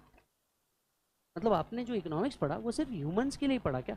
ऐसा है क्या कि कंपनी को जितना सब चाहिए वो सब मिल जा रहा है, कंपनी को जितना पानी चाहिए उतना मिल जा रहा है, फर्म को जितना गुड्स चाहिए उतना मिल जा रहा है, जितना फाइनेंस चाहिए उतना मिल जा रहा? तो यहाँ पे अर्लियर ह्यूमंस लिखा हुआ सही था, लेकिन आज के मॉडर्न कॉन्टेक्स्ट के अंदर में आप मुझे बताओ, आज के मॉडर्न कॉन्टेक्स्ट के अंदर में क्या ये पैरामीटर सिर्फ ह्यूमंस तक के लिमिटेड है या almost everyone has a scared resource? Yes और नो? ह्यूमंस को भी है, पार्टनरशिप फर्म को भी है, पार्टनरशिप फर्म को भी पैसा चाहिए, कंपनी को भी पैसा चाहिए। यस और नो? कंपनी को भी पैसा चाहिए, उसके बाद में चैरिटेबल ट्रस्ट्स को भी पैसे चाहिए। तो आज पैसे की रिक्वायरमेंट तो सबको है ना यार? यस और नो? तो अर्लियर जब इकोनॉमिक्स का डेफिनेशन बना था, definitely this definition was human wants are unlimited. Over the period of time everyone faces this scarce resources, everyone faces this scarce resources, not just the living human but everyone faces this scarce resources. तो आप अपना काम कर लो, वो अपना कर लेंगे। ये बेटा हाँ।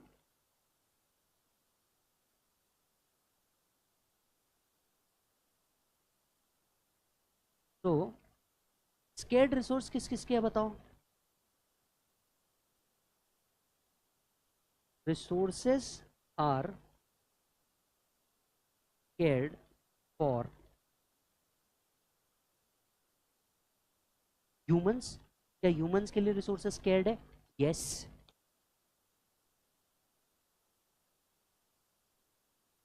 ऑर्गेनाइजेशंस के लिए भी scared है? yes। तो जितने ऑर्गेनाइजेशन है उसके लिए भी क्या रिसोर्सेस scared ही है? yes। उसके लिए भी रिसोर्सेस scared ही है, बिल्कुल scared रिसोर्सेस है उसके लिए भी। yes और नो? राइट। अच्छा मुझे एक बात बताइए, क्या सिर्फ प्रॉफिट मेकिंग ऑर्गेनाइजेशन के लिए है या ऐसा नॉन प्रॉफिट ऑर्गेनाइजेशन के लिए भी इकोनॉमिक्स काम का हुआ? फिर बताइए, क्या चैरिटेबल ट्रस्ट के लिए भी इकोनॉमिक्स काम का हुआ कि नहीं? क्योंकि अगर कोई चैरिटेबल ट्रस्ट है, रिसोर्सेज तो उसके लिए भी स्केर्ड हुआ ना फिर। यस और नो? तो क्या मैं ऐसा कह सकता हूँ, जब मैं ऑर्गेनाइजेशन की बात कर रहा हूँ, मैं यहाँ पे दो तरीके के ऑर्गेनाइजेशन की बात कर रहा हूँ। पहला प्रॉफिट मेकिंग, दूसरा नॉन प्रॉफिट मेकिंग। तो resources are scared for profit making as well as for non profit making. Yes, तो क्या मैं ऐसा भी कह सकता हूं, non profit making organisation also required economics? Can you give me example? नॉन प्रॉफिट मेकिंग organization also require economics. Can you give me an example? Can you tell me one or two non profit making organizations? हाँ जी, government non profit making organization, हाँ। Sports club, जी हाँ, sports club हो गया। दूसरा तिरुमली Tirupati Devasthanam trust, मंदिर मस्जिद गुरुद्वारा जो है, इनके जो प्लेस ऑफ वर्शिप्स है, ये भी तो सारे के सारे नॉन प्रॉफिट मेकिंग ऑर्गेनाइजेशन ही है ना। पर रिसोर्सेज का कमी तो इनको भी आता होगा। अभी देखो मुंबई में अगर पानी है, मुंबई में पानी की कमी है, तो ऐसा है क्या कि पानी सिद्धिविनायक को मिल रहा है और बाजू के रेसिडेंट को नहीं मिल रहा होगा? ऐसा तो होगा नहीं ना। रिसोर्स तो सबके लिए ही स्केर्ड है, राइट? क्या मैं ये कह सकता हूँ नेशन के लिए भी स्केर्ड रिसोर्सेज है? नेशन के लिए भी तो रिसोर्सेज स्केर्ड ही है ना बॉस। फॉर एग्जाम्पल, दुबई में पानी है क्या? बोलो जल्दी जल्दी, दुबई में पानी है क्या? नहीं, स्केर्ड रिसोर्सेज है उनके लिए। कुवैत में पानी है क्या? नहीं, स्केर्ड रिसोर्सेज है उनके लिए। यस और नो? तो resources are scared at many level. जो रिसोर्सेज है ये बहुत सारे लेवल पे स्केर्ड है, सिर्फ एक लेवल पे नहीं है। और हर कंट्री के अपने एक प्रॉब्लम है। जैसे अगर आप सिंगापुर देखेंगे, राइट, तो वहाँ पे आपको वेजिटेशन बहुत ज़्यादा अच्छा नहीं है। अभी आप जापान को देखिएगा सर, हर साल जापान में आप एक न्यूज़ तो कंफर्म सुनते हैं जापान की, कि वहाँ पे कोई नेचुरल कैलेमिटी आई है। कभी फ्लड आएगा, कभी अर्थक्वेक आएगा, कभी सुनामी आएगा। रिसोर्सेज तो कमी उनके पास भी है ना सर। ऐसा no, South Africa, Pakistan, resources की कमी तो सबके पास है ना ब्रदर। तो human wants are unlimited but resources are scared. Who is the daddy of economics? हाँ, तो who is the father of economics?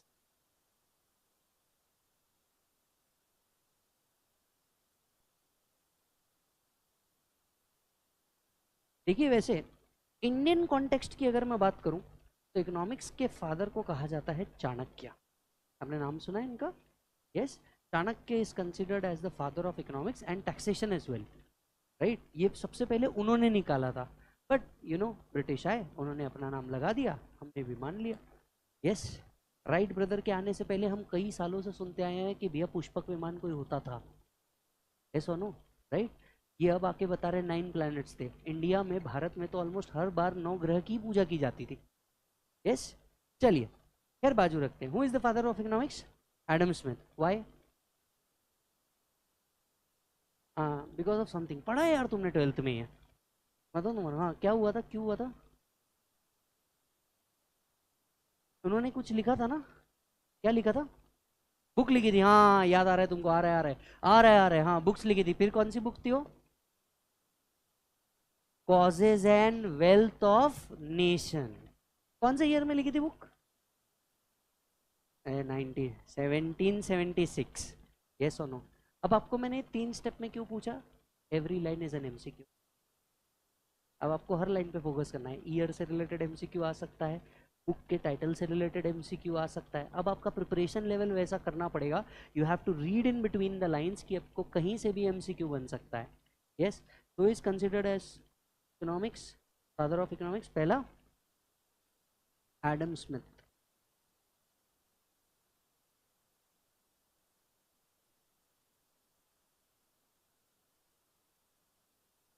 तो Adam Smith is considered as the father of economics. So Adam Smith is considered as the father of economics.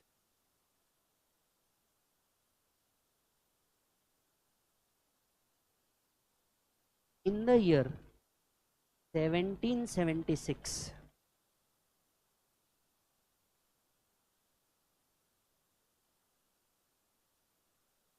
he published his book called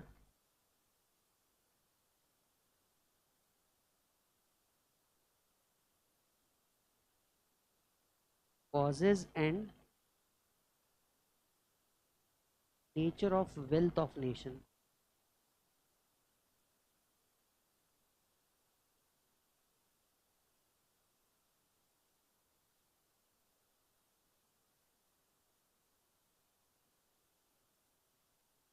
Causes and Nature of Wealth of Nation.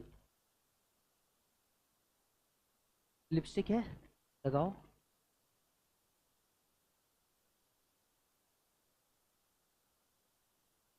Highlighter is called as lipstick in our course.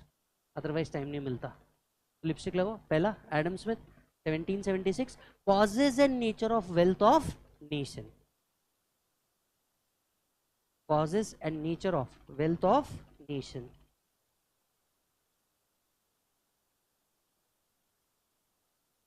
अच्छा, तो sir एक book लिखने पे father बन जाते हैं?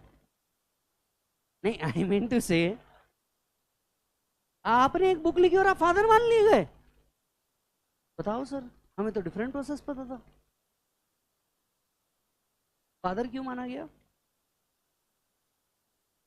भाई कुछ तो होगा इस बुक में ऐसा जिसने इनको फादर बनाया. एनीवन? तुमने तुमने इकोनॉमिक्स पढ़ा है ना रे? वेल्थ वेल्थ ओरिएंटेड डेफिनेशन दिया था. ओके, और तुम भी कुछ बोलेगा रे? कब खून खोलेगा तुम्हारा? Law of demand and supply दिया था, वो एडम स्मिथ ने दिया था. काहे ऐसा कर रही हैं देवी जी आप? हाँ, अल्फ्रेड मार्शल बुरा मान जाता है इनके चक्कर में जबरदस्ती. बताइए सर, मैं बताऊं? चाय पिलाओगे? हाँ या हाँ? हाँ तो सुनो, देखिए होता क्या है, इसके पहले तक के, इस बुक के आने से पहले तक के, ऐसा नहीं है कि यही अकेले थे. जैसे हम बात करते ना, फ्रीडम फाइटर में अकेले महात्मा गांधी जी ही नहीं थे. बहुत लोगों ने अपनी लाइफ सेक्रीफाइस किया, नोन अननोन बहुत लोगों ने अपनी लाइफ सेक्रीफाइस किया. पर उन्हीं को महात्मा की पदवी क्यों मिली? महात्मा गांधी उन्हीं को क्यों मिली? Now let us understand few things जहाँ पे आपने ब्रॉड सोचना है. देखिए इसके पहले भी, मतलब एडम स्मिथ के आने से पहले भी ना बहुत सारे इकोनॉमिस्ट थे और उनके बाद भी बहुत सारे इकोनॉमिस्ट थे. लेकिन इसके पहले के जितने इकोनॉमिस्ट थे, इंक्लूडिंग द चाणक्य जी, इन्होंने जब भी इकोनॉमिक्स के बारे में बात करी या रिसोर्स एलोकेशन के बारे में बात करी, इन्होंने सिर्फ एक किंगडम, एक राज्य, एक पर्टिकुलर टेरिटरी तक की बात करी. मतलब चाणक्य जी ने हमेशा अशोक का किंगडम कैसा होगा, उसका रनिंग कैसा होना चाहिए, उसका एडमिनिस्ट्रेशन कैसा होना चाहिए, उसका वर्किंग कैसा होना चाहिए, सिर्फ और सिर्फ और सिर्फ इसी के ऊपर बात करी. यस, यानी देयर विजन और maybe their kingdom was limited to a particular territory. अब इसके पहले हो ये रहा था कि जितने भी इकोनॉमिस्ट थे, everyone was talking about their personal source of income. तो कोई इंडिविजुअल था तो वो सिर्फ अपने इकोनॉमिक्स पे ध्यान देता था, कोई कंपनी थी तो वो सिर्फ अपने इकोनॉमिक्स पे ध्यान देती थी, कोई किंगडम था तो वो सिर्फ अपने इकोनॉमिक्स पे ध्यान देता था. लेकिन इस बुक का टाइटल पढ़िए आप, क्या लिखा है? He was the one who created the economics for the purpose of a nation. समझ में आ रही बात? तो ये वो था जिसने क्या किया, इसने इंडिविजुअल इकोनॉमिक्स की बात नहीं करी, इसने एक फर्म के इकोनॉमिक्स की बात नहीं करी. He talked about the economics of the whole nation. उन्होंने नेशन के एंगल से इकोनॉमिक्स को देखना चालू किया और फिर इनको ये पदवी मिली that he will be considered as the father of economics. Are you getting the point? Yes. लेकिन इनके बनने से पहले क्या इकोनॉमिक्स कोई सेपरेट स्टडी या ब्रांच नहीं था? Answer is no. इसके पहले वो एक स्टडी नहीं माना जाता था. उसके पहले तक के, that is till 19th century रफली, economics was a part of political economics. तो इकोनॉमिक्स को एज अ सेपरेट सब्जेक्ट नहीं पढ़ा जाता था, इसे पॉलिटिक्स के साथ ही पढ़ा जाता था. टिल 19th सेंचुरी इसे पॉलिटिक्स के साथ ही पढ़ा जाता था. और इस बुक के बाद एक सेपरेट स्ट्रीम चालू हुई. जैसे मैं आपको समझाता हूँ, आप उस एरा में हैं तो आप बहुत ईजिली समझ पाएंगे. अभी मुझे एक बात बताइए, कंटेंट क्रिएटर बनने के लिए क्या आज कोई स्पेसिफिक डिग्री है? कोई कॉलेज का ये कंटेंट क्रिएटर बनना है सुनो, तो तौबा तौबा करने के लिए आपके पास विकी कौशल एकेडमी से ही अप्रूवल सर्टिफिकेट चाहिए, ऐसा कुछ है अभी? Yes, right. तो कच्चा बादाम करने के लिए आपको ऐसा कुछ करना है, ऐसा कुछ है क्या? अभी नहीं है। But you know that it is a separate stream which is creating. हाँ या ना? ऐसा नो। लोग लोग ये सब करके भी पैसा कमा रहे हैं ना, और अच्छा खासा पैसा कमा रहे हैं ना। आप वड़ा पाव को बेचो, थोड़े से झगड़े करो, आप डायरेक्ट बिग बॉस। बराबर है। एक के जगह आप 2 शादी कर लो, डायरेक्ट बिग बॉस। है कि नहीं है? अभी तुम जितना पैसा कमा रहे हो उससे ज्यादा तो वो कमा रहे कि नहीं? हाँ या हाँ? राइट। तो अब हम सब उस एरा में जब हम एक स्ट्रीम को अलग होते हुए देख रहे हैं। ठीक वैसे ही पहले क्या होता था, मीडिया कॉन्टेक्ट ये सब एक इसमें आता था। कंटेंट क्रिएशन अपने आप में एक अलग चीज चली गई।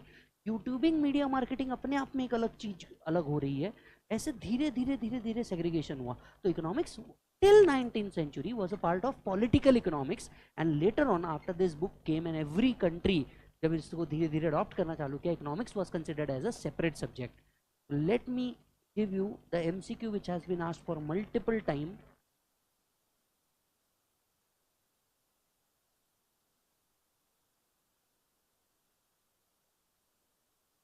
Till 19th century,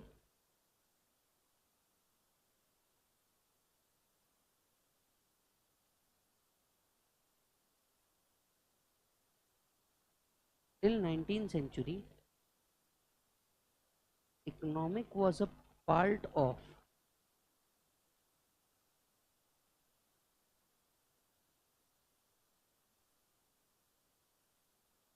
political economics. Economics was a part of political economics.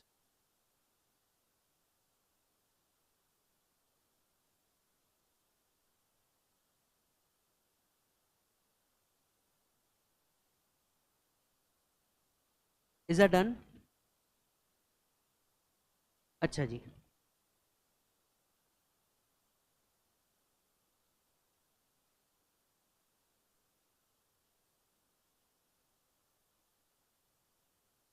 Sir वापस यहाँ आते हैं। आपने कहा human wants are unlimited but resources are scared. ठीक है सर, क्या आप मुझे बता सकते हैं वांट्स कितने प्रकार की होती है? एनीवन? वांट्स, क्योंकि देखो यहां से हमें एक और वर्ड मिला, वांट। यहां से हमें एक और वर्ड मिला, क्या बेटा? वांट। तो तोड़ के पढ़ते हैं, थोड़ा डीप में पढ़ते हैं। कौन सी वांट है यार? ऐसी कौन सी जरूरत है जो पूरी नहीं हो रही? ऐसी कौन सी वांट है जो पूरी नहीं हो रही? याद करो, आपने पढ़ा है 3 तरीके की वांट्स होती है। हाँ, पहला होता है नेसेसिटी, दूसरा होता है कंफर्ट्स, और तीसरा होता है लग्जरी। तो यस सर, 3 तरीके के पार्ट होते हैं, 3 तरीके के वांट्स होते हैं। पहला होता है नेसेसिटी,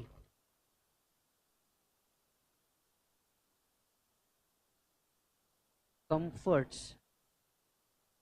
एंड लग्जरी।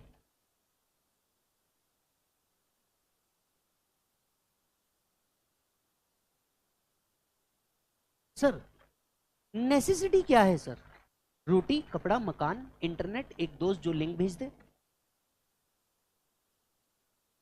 आज की बेसिक नेसेसिटी तो इतनी है ना। ऐसा नो, वो बचपन में होता था रोटी कपड़ा मकान। नहीं नहीं नहीं, आज इंटरनेट भी जरूरी है। हाँ या हाँ? ऐसा नो, आपका मोबाइल आपसे कोई छीन के देख ले, आप परेशान हो जाएंगे आधे घंटे में। और घर वाले कोई छीन ले तो बहुत ज्यादा परेशान हो जाएंगे। इमेजिन आपका बापू ने बोला 2 दिन तेरा फोन मेरे पास रहेगा। समझ रहे हो तुम? 2 दिन के बाद तुम नहीं रहोगे, फोन रहेगा। तो नेसेसिटी इसके अंदर में आ गया। देखिए पहले जो शायद कंफर्ट्स या लग्जरीज होते थे ना, आज के टाइम पे वो नेसेसिटी हो गया। Let me give an example, two wheeler. पहले के टाइम पे two wheelers was considered as luxury, right? आज two wheelers are called as necessity. पहले के टाइम पे किसी के पास एक फोन होता था तो आप बोलते थे कि हाँ भाई क्या है, यू नो लग्जरी है। किसी के पास एक हाथ एप्पल रहता था वो बोलता था भाई चल लग्जरी है, राइट? आज क्या बन गया? नेसेसिटी। आज आपके पास ये क्या बन गई? नेसेसिटी। कि भैया एक फ़ोन जो है ये बच्चों के लिए है, राइट? एक फ़ोन खुद के लिए है। मैं मेरे ही बच्चे की बात कर रहा था। दूसरा है कंफर्ट्स। दूसरा है कंफर्ट्स। अब ये कंफर्ट्स क्या होता है? दूसरा है कंफर्ट्स। कंफर्ट्स क्या होता है? ये कंफर्ट्स वो चीज है जो आपकी लाइफ कंफर्टेबल बनाता है। इसकी जरूरत नहीं है आपको, पर ये कंफर्टेबल बनाता है आपकी लाइफ को। अज्यूम कीजिए, ठीक है भाई, तेरा नाम क्या है? हाँ, श्रीवर्धन। तो अपना ये भाई श्री, श्री चलेगा ना? हाँ ठीक है। अपना ये भाई श्री की शादी हुई। इमेजिन करना, अपने भाई श्री की शादी हुई, ये गया होम सेंटर, बोले घर के लिए कुछ चीजें लेके आनी है, इसको वहां पे मस्त बेड दिखा, बेड के ऊपर ये ना अंडरस्टैंड। अब मुझे एक बात बताओ, ऐसा कुछ है क्या कि बेड के बगैर ये सो नहीं पाएगा? ऐसा कुछ है क्या कि बेड के बगैर ये सो नहीं पाएगा? नहीं। पर बेड से कंफर्ट आएगा? ये सो नो? अरे भाई, नींद अच्छी होगी तो दूसरे दिन काम पे अच्छे से जाएगा ना भाई। तो अब मुझे एक बात बताइए, ऐसी बहुत सारी चीज है जिसकी जरूरत हमें बिल्कुल नहीं है, ये हमारे कंफर्ट्स है। यस, अभी मुझे एक बात बताओ, प्रैक्टिकली एक चप्पल और एक जूते में हमारा काम हो सकता है। बस ऐसा ही है क्या कि हमारे पास एक चप्पल और एक ही जूता है? नहीं। डिफरेंट ओकेजन्स के लिए हमारे पास डिफरेंट क्लोथ्स है। That is nothing but comforts. That is nothing but comfort.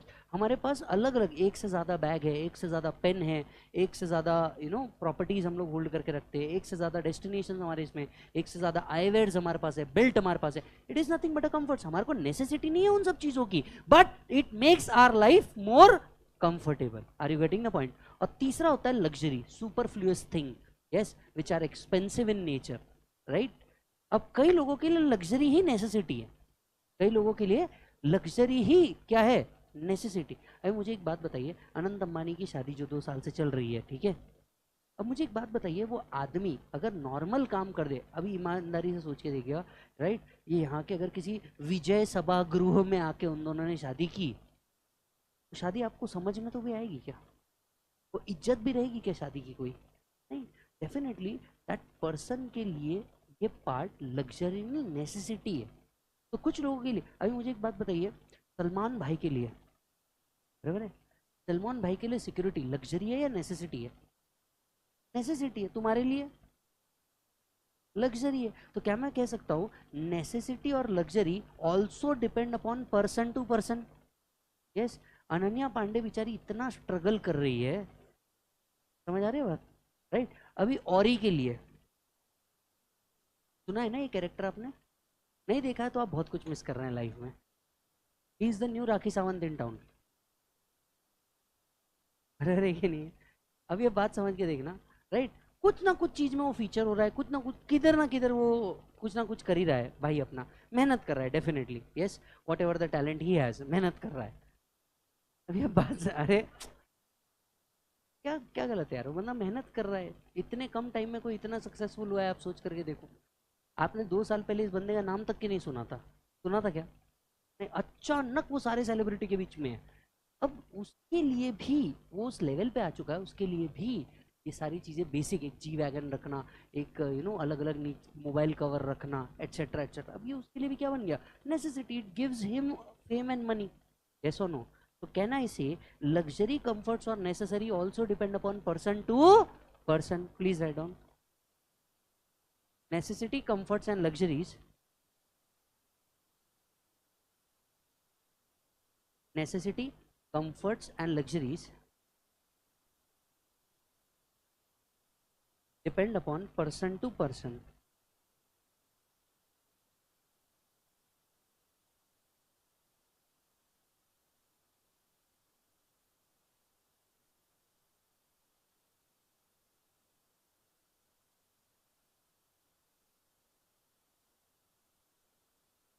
Yes, तो क्या मैं कह सकता हूँ what may be luxury to one may not be luxury to another? Yes or no? Right?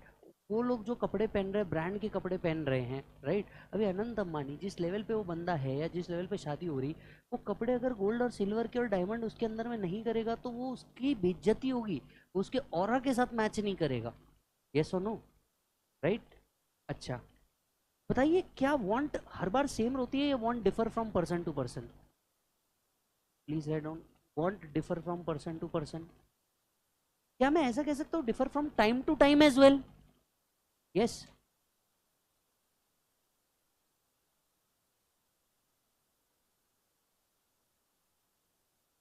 want differ from person to person.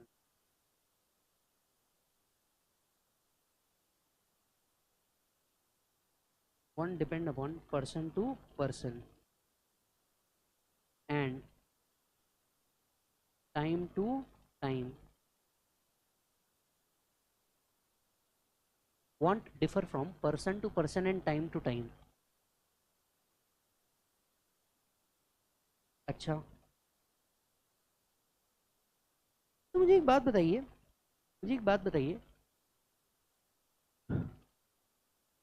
कोई भी want को complete करके हमको क्या मिलता है? जैसे हम बोलते हैं हमारी बहुत सारी वांट है, सेटिस्फैक्शन। सेटिस्फैक्शन को इकोनॉमिक्स में एक वर्ड है, आपने पढ़ा है, बताओ। Utility.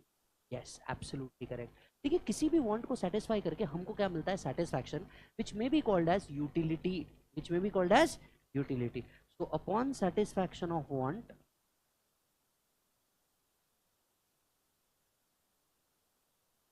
upon satisfaction of want,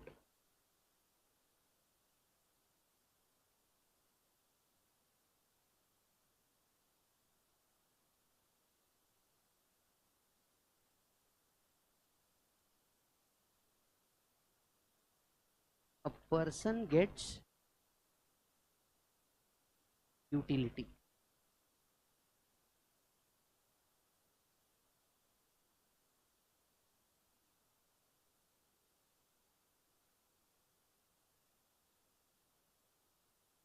So upon satisfaction of want, a person gets utility.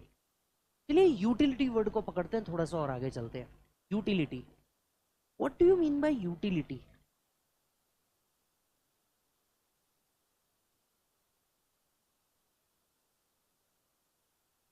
Utility का मतलब होता है want satisfying power of a commodity.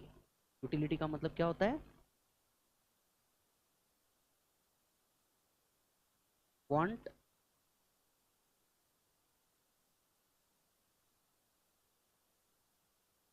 satisfying power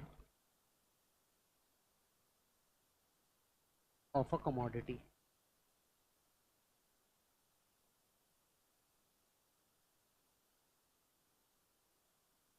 So utility is called as want satisfying power of a commodity. मुझे एक बात बताइए, is utility the satisfaction or anticipated satisfaction? मैं ये सवाल बहुत ईमानदारी से पूछ रहा हूँ, ये कई बार एमसीक्यू में पूछा गया है। इज यूटिलिटी अ सेटिस्फैक्शन और एंटीसिपेटेड सेटिस्फैक्शन? अब मैं एंटीसिपेटेड क्यों कह रहा हूँ? एंटीसिपेटेड का मतलब कि जरूरी नहीं वो प्रोडक्ट को कंज्यूम करके हमको सेटिस्फैक्शन मिल ही जाए। यस और नो? हाँ, जब बाय हम करने जाते हैं किसी भी प्रोडक्ट को एज अ कंज्यूमर, हम ये एक्सपेक्ट करते हैं कि यार उससे हमको सेटिस्फैक्शन मिले, पर ये जरूरी तो नहीं है। Let me give an example, right? Assume कीजिए लेज का कोई नया फ्लेवर आया, अज्यूम करते हैं लेज में विमल फ्लेवर आया, बोलो जुबा केसरी, ठीक है? अब लेज में ऐसा कोई विमल फ्लेवर आया, हम इमेजिन करते हैं कि चलो यार ट्राई तो करते हैं, एटलीस्ट ये विमल तो नहीं है, पर विमल फ्लेवर तो ट्राई किया जा सकता है।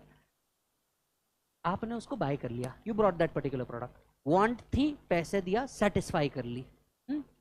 अब उसमें से क्या एक्चुअल सेटिस्फैक्शन मिल गया? ये जब तक आप उसको कंज्यूम नहीं करते तब तक आपको एक्चुअल सेटिस्फैक्शन नहीं मिल सकता। तो कहना है इसे, जब आप उसको बाय कर रहे हो, वो तो सिर्फ एक एंटीसिपेटेड सेक्शन, वो तो सिर्फ एक एंटीसिपेटेड सेटिस्फैक्शन है, नॉट द एक्चुअल सेटिस्फैक्शन। जब तक आप उस प्रोडक्ट को एक्चुअली कंज्यूम नहीं कर लेते तब तक क्या आपको सेटिस्फैक्शन मिल सकता नहीं। हो सकता है कंजम्पशन करने के बाद किसी को बहुत ही मजा आ जाए जो विमल खाता हो सकता है किसी को लगा कि पहला प्रोडक्ट भी फालतू ही था, दूसरा भी फालतू ही है। ये सुनो, तो क्या मैं कह सकता हूँ, utility is an anticipated satisfaction.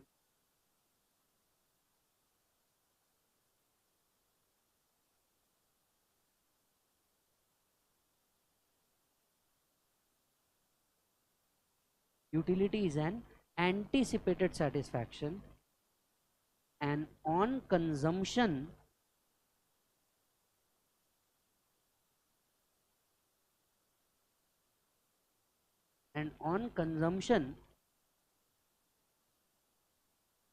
a person get actual satisfaction.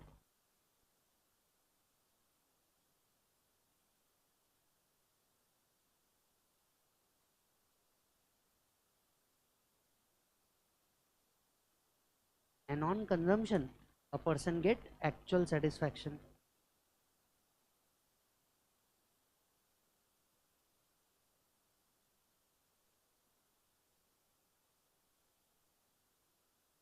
Yes,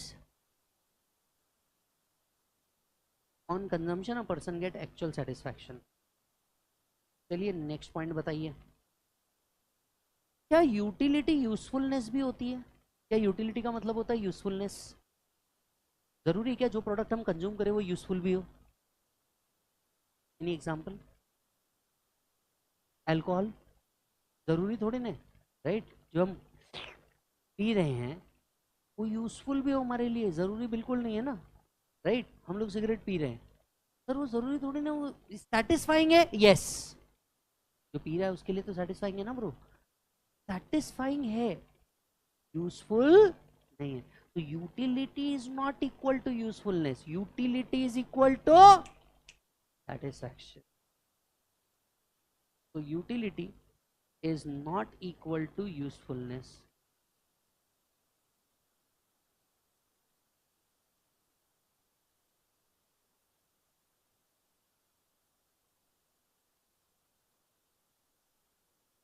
उसी के आगे लिखिए, a product may have utility, a product may have utility even without usefulness. A product may have utility even without usefulness.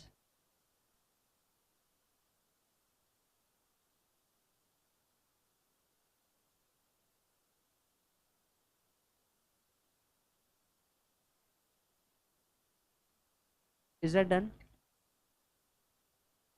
आपको पता है utility को लेकर के दो थॉट्स है,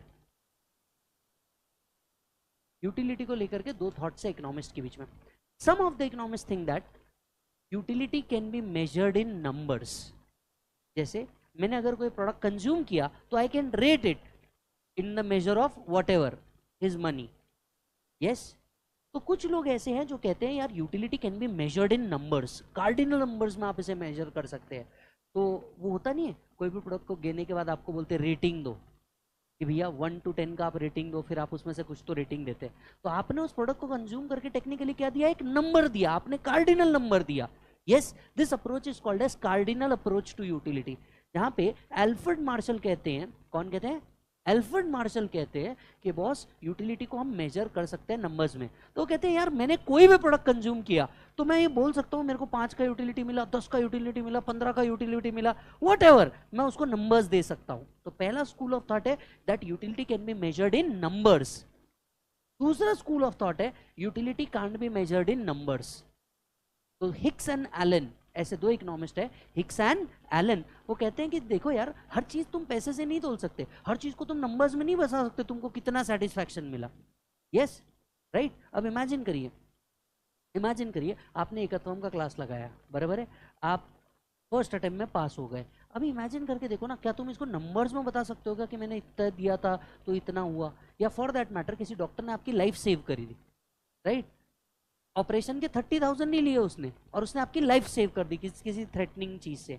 अब आप क्या बोलोगे, आपको सेटिस्फैक्शन कितने का हुआ? 30,000 का. Your life is more precious than that 30,000. हाँ या हाँ, राइट? मान लो आपको किसी एडवोकेट ने, मान लीजिए आपके पास एक पोर्शे है, आप पोर्श चला देते किसी पे, इमेजिन कीजिए, ठीक है, एंड एडवोकेट आपको बाइज्जत बेल में बाहर निकाल देता है, और एडवोकेट को आपने 1 लाख रुपीज या समथिंग फीस दे दी. तो जो बंदा बेल पे बाहर आया वो क्या सिर्फ इतना ही सोचेगा क्या, 1 लाख रुपए is the satisfaction I got, कि उससे ज्यादा का सेटिस्फैक्शन है? तो हिक्स एंड एलन का कहना था देखिए कुछ चीजें ऐसी है डेफिनेटली जिसको आप नंबर्स में तोल सकते हो, but there are more things जिसको आप नंबर्स में नहीं तोल सकते. यस, माँ का प्यार आपको कितना सेटिस्फैक्शन दिया बताओ, काउंट करके बताओ. आप कभी बता पाओगे क्या नंबर्स में? माँ का इतना, बाप का इतना, भाई का इतना, दादा का इतना, सबका बदला लेगा तेरा भाईजन. बता सकते हो क्या? नहीं बता सकते. तो there are two school of thought with respect to utility. One school of thought, पहला अप्रोच कौन सा अप्रोच है बेटा? Cardinal approach. और दूसरा अप्रोच है बेटा ऑर्डिनल अप्रोच. तो there are two approaches to utility, पहला कार्डिनल अप्रोच, दूसरा ऑर्डिनल अप्रोच। कार्डिनल अप्रोच को दिया है, कार्डिनल अप्रोच को देने वाले व्यक्ति का नाम है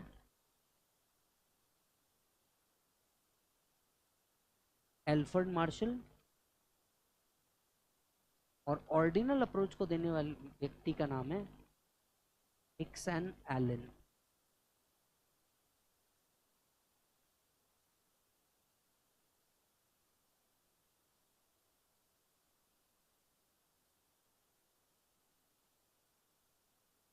utility can be measured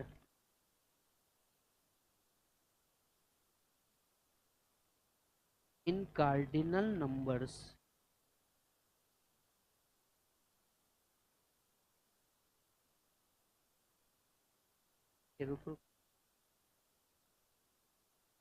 so utility can be measured in cardinal numbers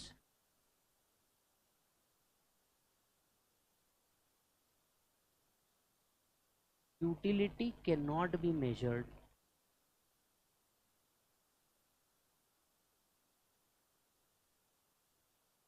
in numbers.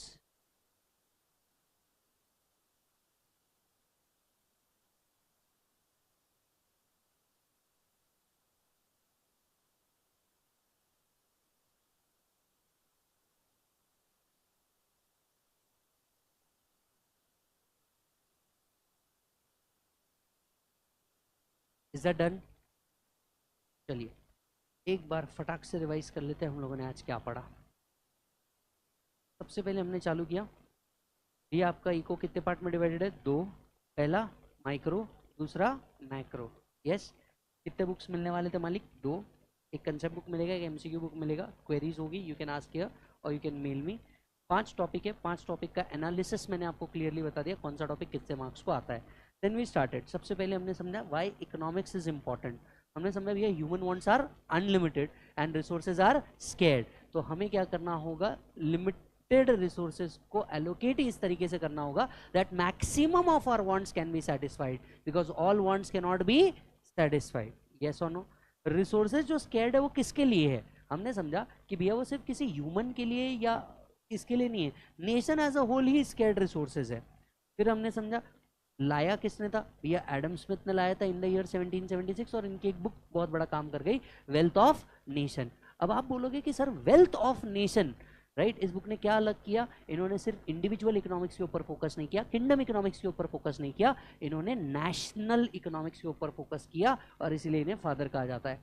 फिर हमने देखा कि भैया वांट्स कितने प्रकार की होती है? 3, नेसेसिटी, कंफर्ट्स, लग्जरीज। यस और no? Wants person to person और टाइम टू टाइम डिफर कर सकती है, और कोई भी वांट को सेटिस्फाई करके हमको क्या मिलती है? यूटिलिटी। यहां से हमें एक और वर्ड मिला, यूटिलिटी। हम यूटिलिटी ढूंढने निकल गए। इज यूटिलिटी सेटिस्फैक्शन और anticipated satisfaction? Is utility equal to usefulness? No, but utility means satisfaction और एंटीसिपेटेड सेटिस्फैक्शन। फिर 2 स्कूल ऑफ थॉट मिले यूटिलिटी को लेकर के, एक जो कहते हैं यूटिलिटी को आप नंबर्स में मेजर कर सकते हैं, दूसरा यूटिलिटी को आप नंबर्स में मेजर नहीं कर सकते, राइट? तो एक है कार्डिनल अप्रोच टू यूटिलिटी, दूसरा है ऑर्डिनल अप्रोच टू यूटिलिटी। पहले वाले को देने वाले व्यक्ति का नाम है एल्फ्रेड मार्शल, दूसरे वाले व्यक्ति को देने का नाम है Hickson Allen. Is that done? Yes मालिक, that's it. We'll stop here for the day and we'll continue tomorrow. I guess ये लास्ट लेक्चर था ना आपका? इसके बाद है कितने बजे है? 4:15 को है ना नेक्स्ट लेक्चर, कि 4:30 को है? 4:15 को है ना? Then have a break, little break, and see you after the break. Bye बोलो।